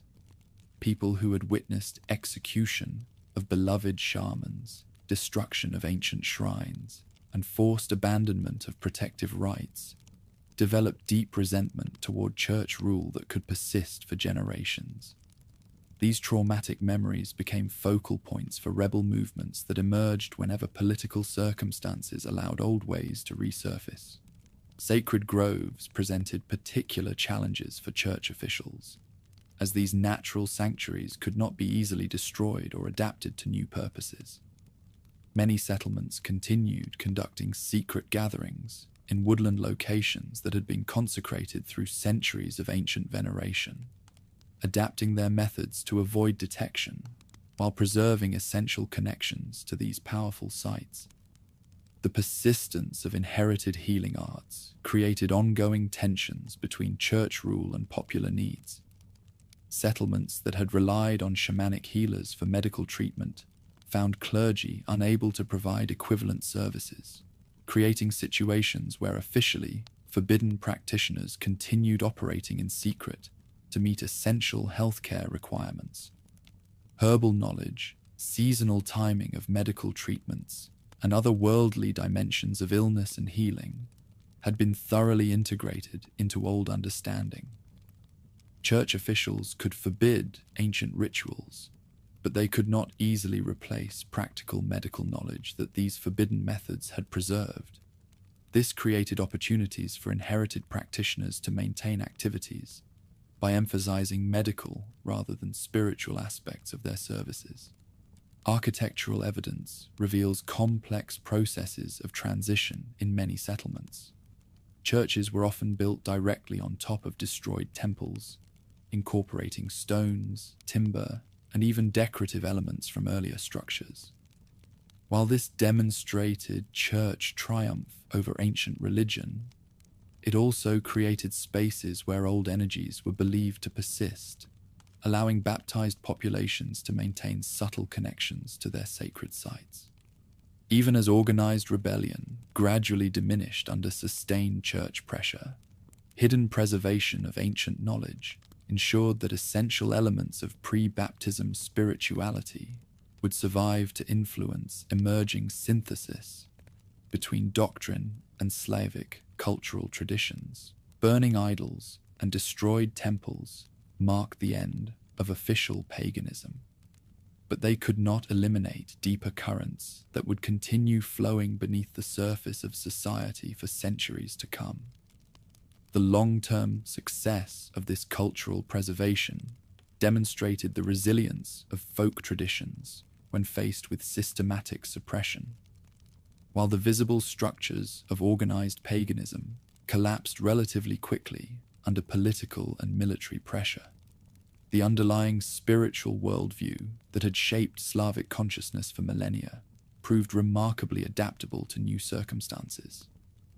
Elements of this ancient heritage would continue to emerge in unexpected forms, creating a distinctively Slavic approach to Christianity that preserved essential connections to the land, the seasons, and the spiritual forces that governed daily life. Beneath the gleaming domes of newly constructed churches and the solemn chanting of liturgies, an older rhythm continued pulsing through the daily lives of supposedly converted populations. Though princes and bishops proclaimed the triumph of the cross over old gods, peasant mothers still whispered protective charms over sleeping children. Fishermen poured libations into rivers before casting nets, and village-wise women gathered herbs according to lunar cycles that predated any cathedral's construction by centuries. This parallel existence, known to scholars as dvoevery or dual faith, represented neither simple defiance nor gradual accommodation, but rather a complex synthesis that transformed both inherited paganism and imported doctrine into something entirely new. Populations that had been forced to abandon public temples and official pantheons discovered creative ways to preserve essential supernatural relationships, despite appearing to conform to church requirements. Veneration of holy figures provided the most obvious avenue for maintaining connections with divine powers, whose characteristics closely resembled displaced gods. Elijah the prophet, whose feast day coincided with the height of summer thunderstorm periods, absorbed many of Perun's attributes and responsibilities.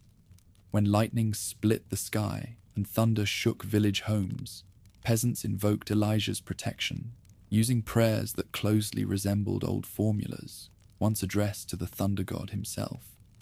Churches dedicated to the biblical prophet were often built on hilltops that had previously hosted Perun's oak groves, and their congregations continued leaving offerings at these elevated sites during summer storms.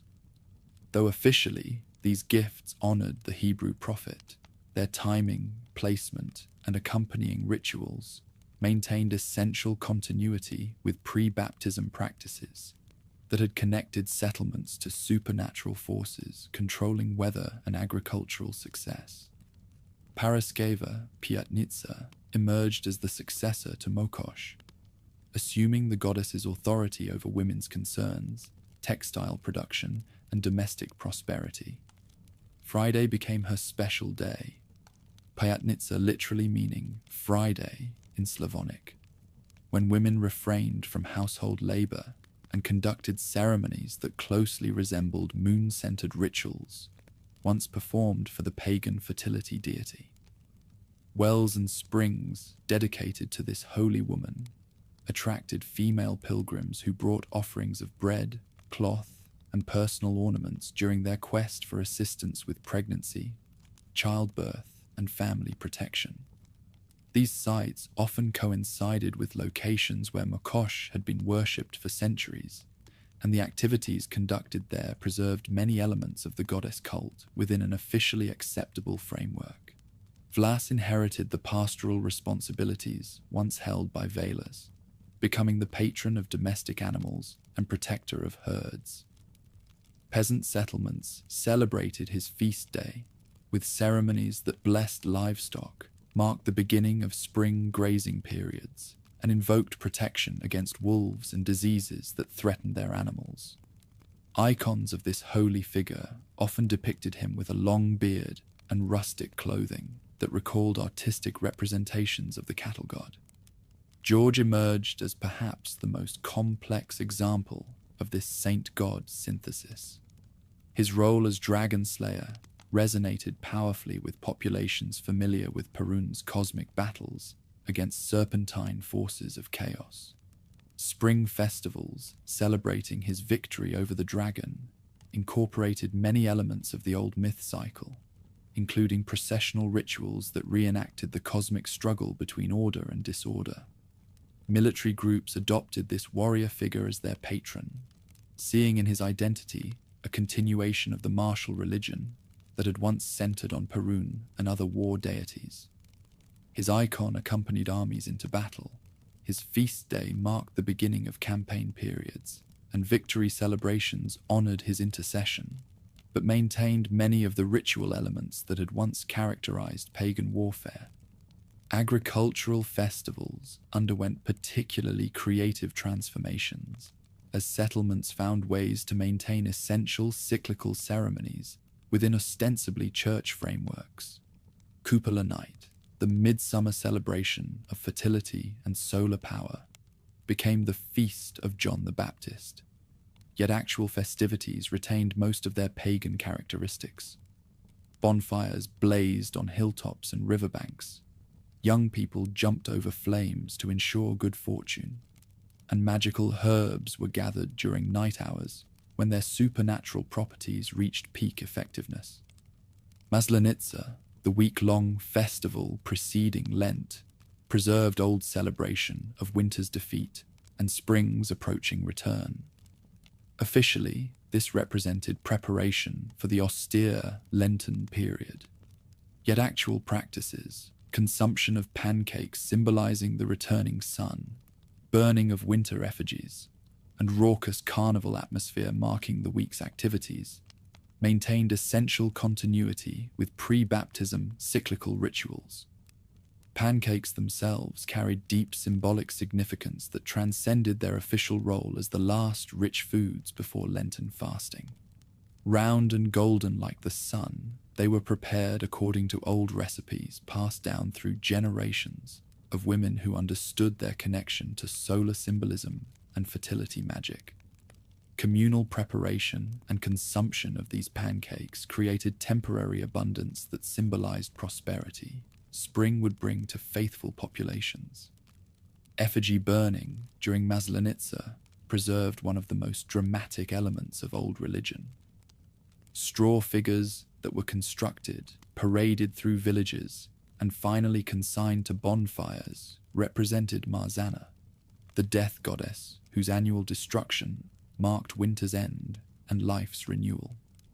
Though priests might bless these proceedings as symbolic preparation for spiritual renewal, participants understood them as continuation of cosmic dramas that ensured cyclical transitions. Winter solstice celebrations transformed into Christmas ceremonies, but retained many of their old characteristics. Kolyada, the carol singing that marked the year's longest night, continued as nativity celebration, yet songs themselves often preserved pre-baptism, mythological content disguised as entertainment. Carol singers went from house to house, carrying star-shaped decorations that recalled old solar symbols, and their songs invoked blessings for agricultural prosperity and household protection.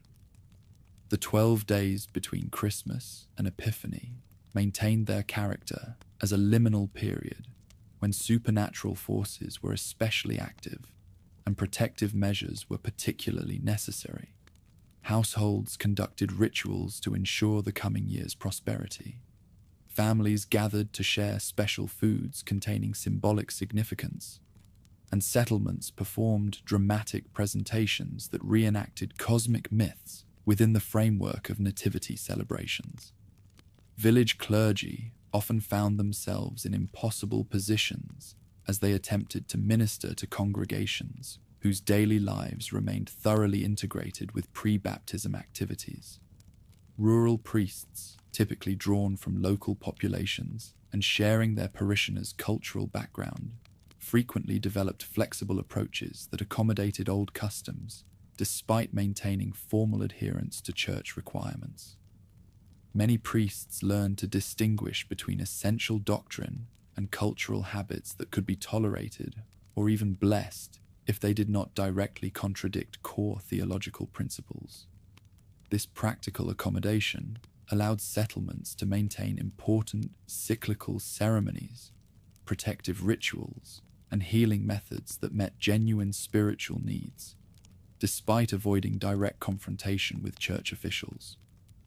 Domestic religious life became particularly complex as households attempted to balance official requirements with old ways that governed daily survival and prosperity.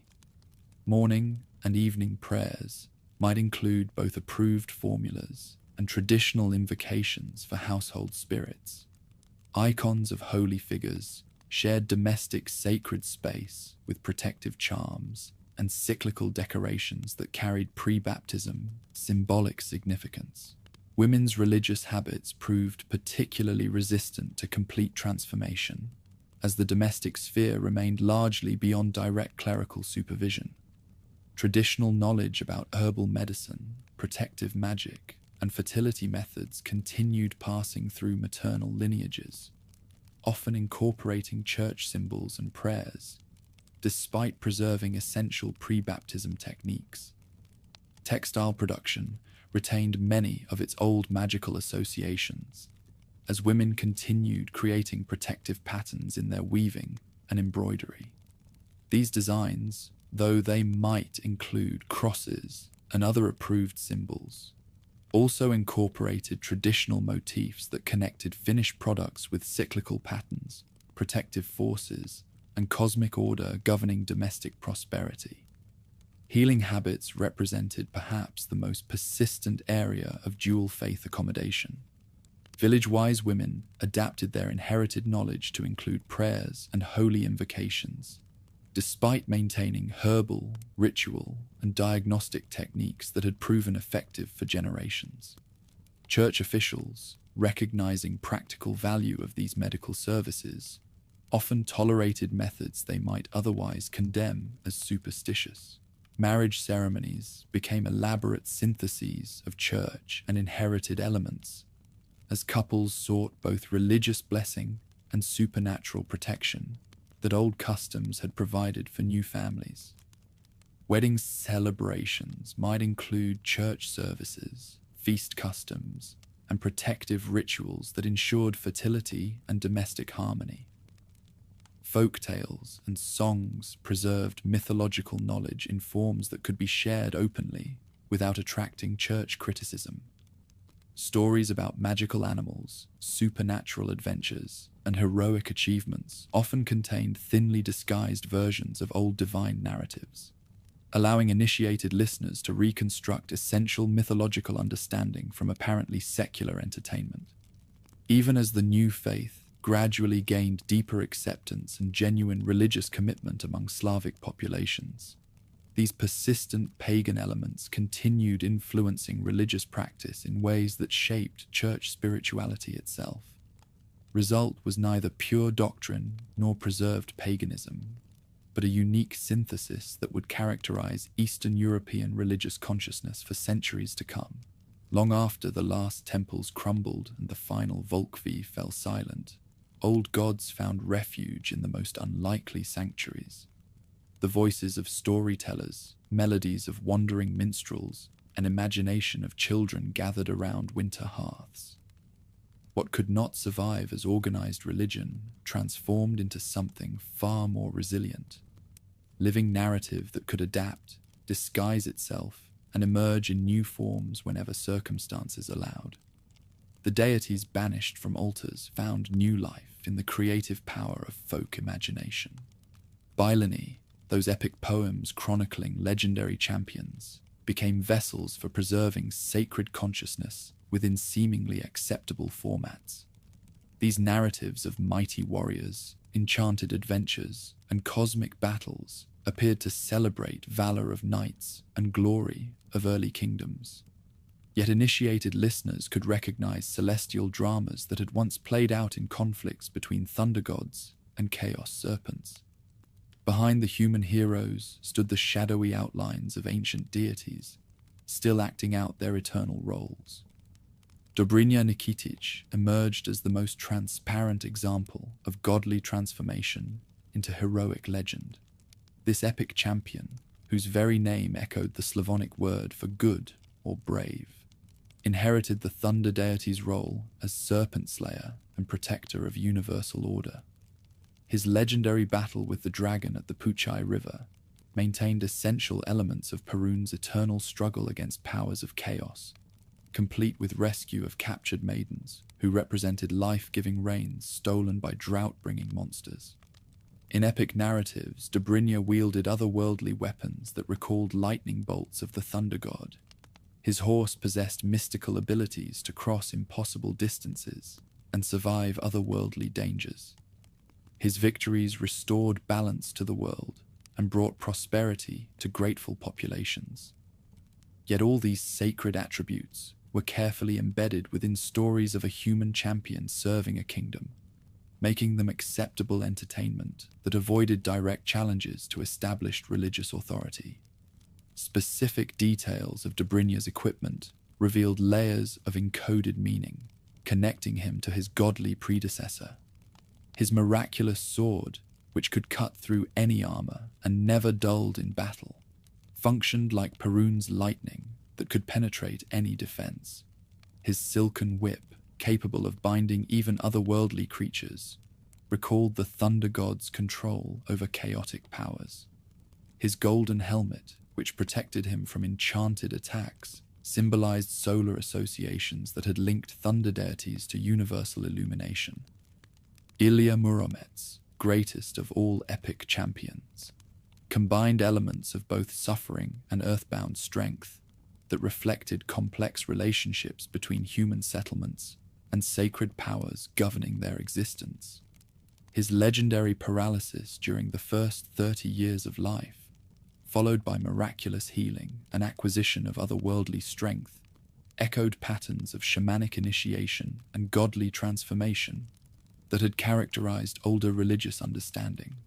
Kaliki, wandering pilgrims who appeared at Ilya's humble dwelling to grant him mobility and power, functioned as sacred messengers in disguise. Their gift of strength that could move mountains and uproot oak trees connected the warrior directly to earth powers that had been central to pre-conversion consciousness.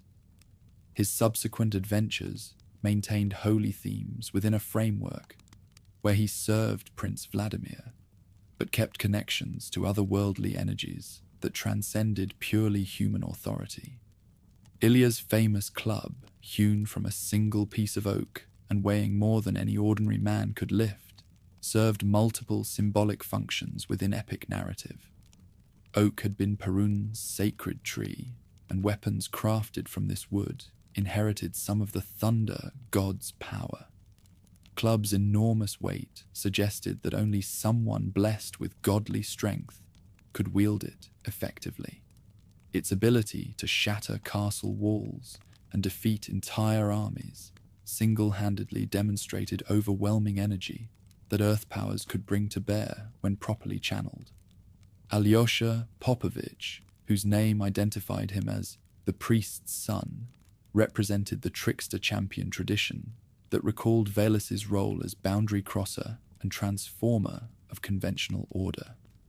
Unlike straightforward valor of Dobrynya or overwhelming strength of Ilya, Alyosha achieved victories through cunning, shape-shifting, and clever manipulation of otherworldly rules.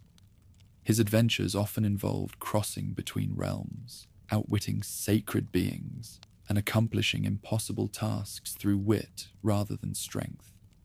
Musical instruments that accompanied Alyosha on his adventures carried particular significance within epic framework.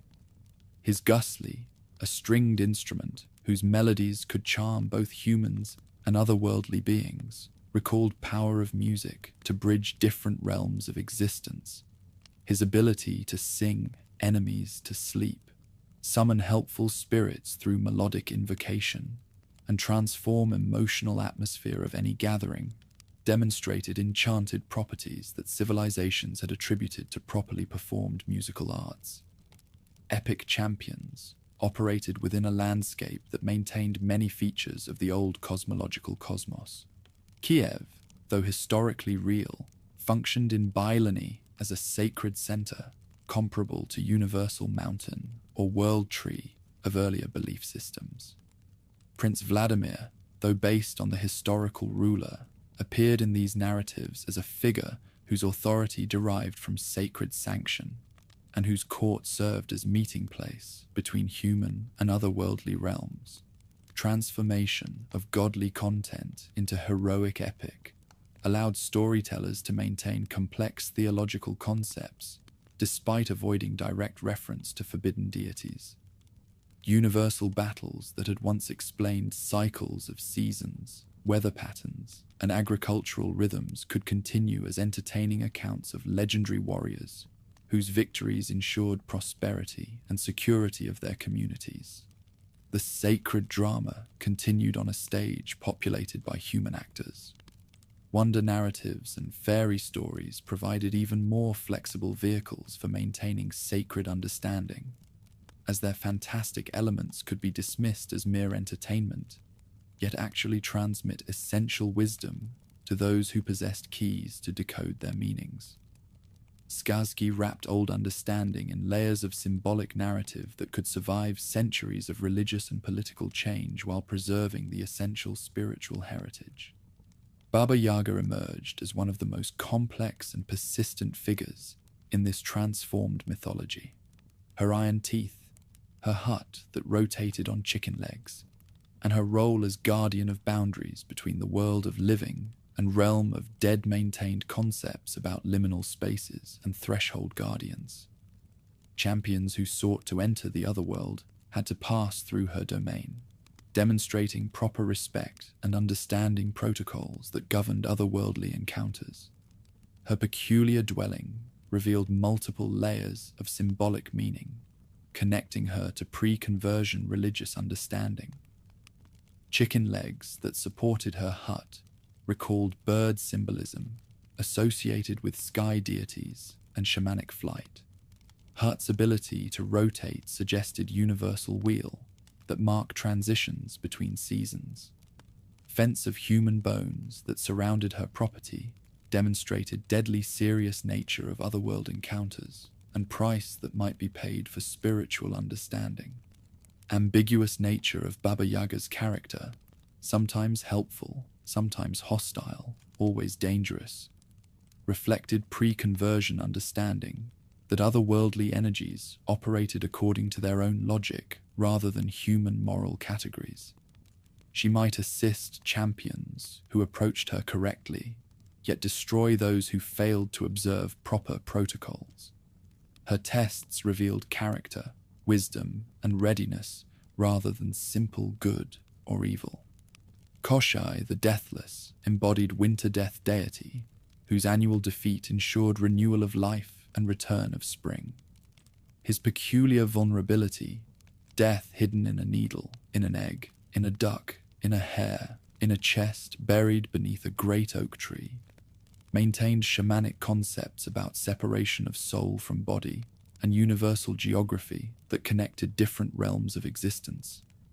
His repeated defeats in countless tales enacted the eternal cycle of seasons, complex sequence of nested containers that protected Koshai's life essence, reflected sophisticated understanding about layered nature of existence and multiple barriers that separated ordinary consciousness from deepest truths.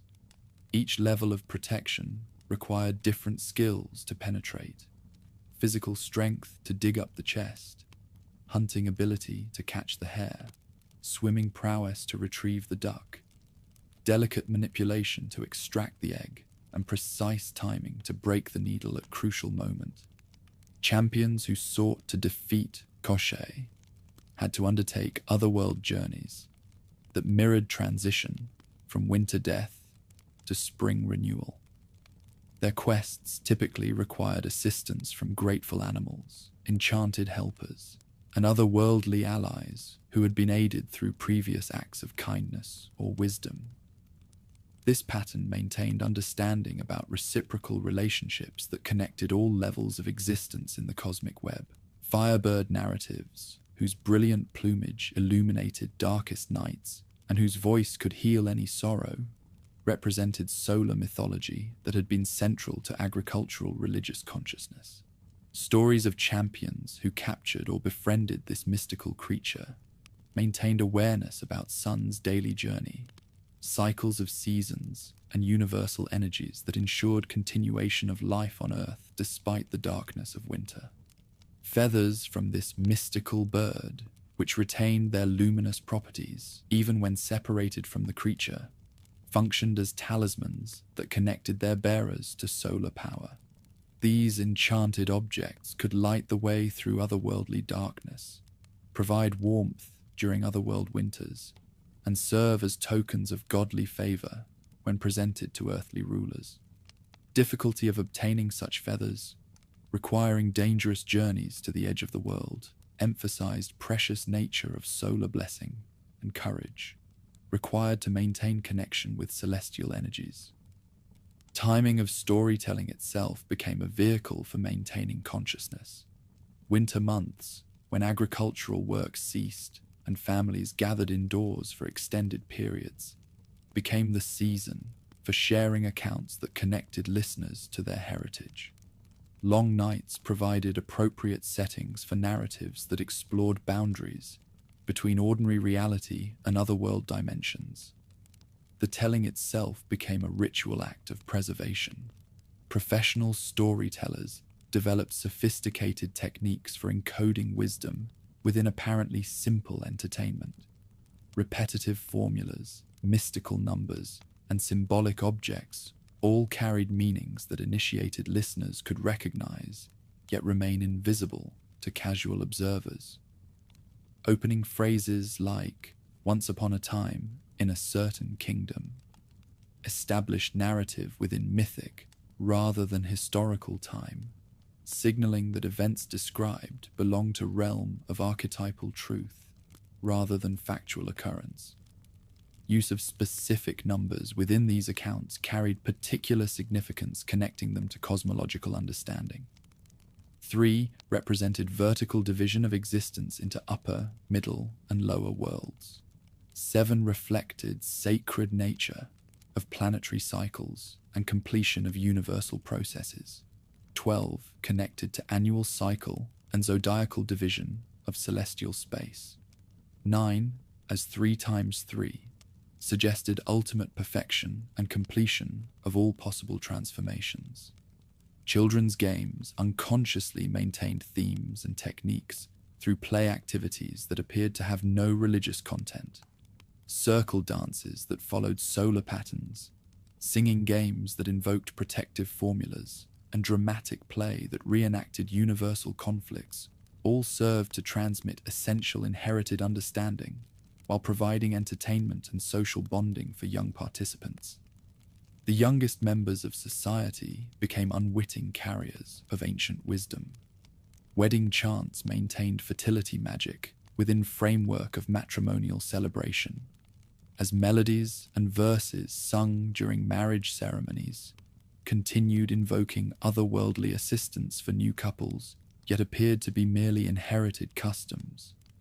These chants often included references to godly figures, protective symbols, and actions that connected contemporary celebrations to old practices that ensured prosperity and continuation of family lines. Funeral laments maintained connections with departed souls through musical expressions of grief that also functioned as communication with the dead. Specific melodies, verbal formulas, and emotional patterns that characterized mourning chants kept protocols for ensuring that deceased family members received proper recognition and continued assistance from their living descendants who remained responsible for their well-being beyond death. Work chants coordinated community labor, yet maintained understanding related to agricultural cycles, craft production, and cosmic dimensions of various occupations. Specific melodies accompanied different types of work: planting, harvesting, weaving, construction. And these chants often contained invocations, protective formulas, and practices disguised as practical coordination of group activities. Labor and sacred understanding remained inseparable in daily life. Persistence of consciousness through these various narrative and inherited vehicles ensured that essential elements of pre-conversion awareness remained available to populations that maintained inherited understanding necessary to access and interpret these disguised practices. Though great temples had fallen and official pantheons had been forgotten, underlying awareness that had shaped Slavic religious consciousness for millennia continued flowing through collective memory. Even as Christianity gradually gained deeper acceptance and genuine religious commitment among Slavic populations, these persistent elements continued influencing expression in ways that enriched rather than contradicted emerging synthesis between inherited customs and imported religious forms. Result was a uniquely Slavic form of consciousness that could satisfy both church requirements and deeper needs that connected families to their heritage across countless generations. Modern scholars studying Slavic folklore continue discovering content embedded within seemingly secular inherited heritage. Folk chants collected in remote villages contain godly names, universal geography, and techniques that had been thought lost for centuries. Crafts maintain symbolic patterns that encode wisdom about protective magic, practices, and communication with otherworldly energies that once sustained entire civilizations. Transformation of myth into folklore represents not death of religion, but its metamorphosis into forms that could survive political change yet maintain their essential content. In voices of storytellers, melodies of chants, and imagination of children who still believe in mystical creatures, gods of the Slavic peoples continue their eternal journey through changing seasons of human consciousness, as resilient as the cultures that first gave them form.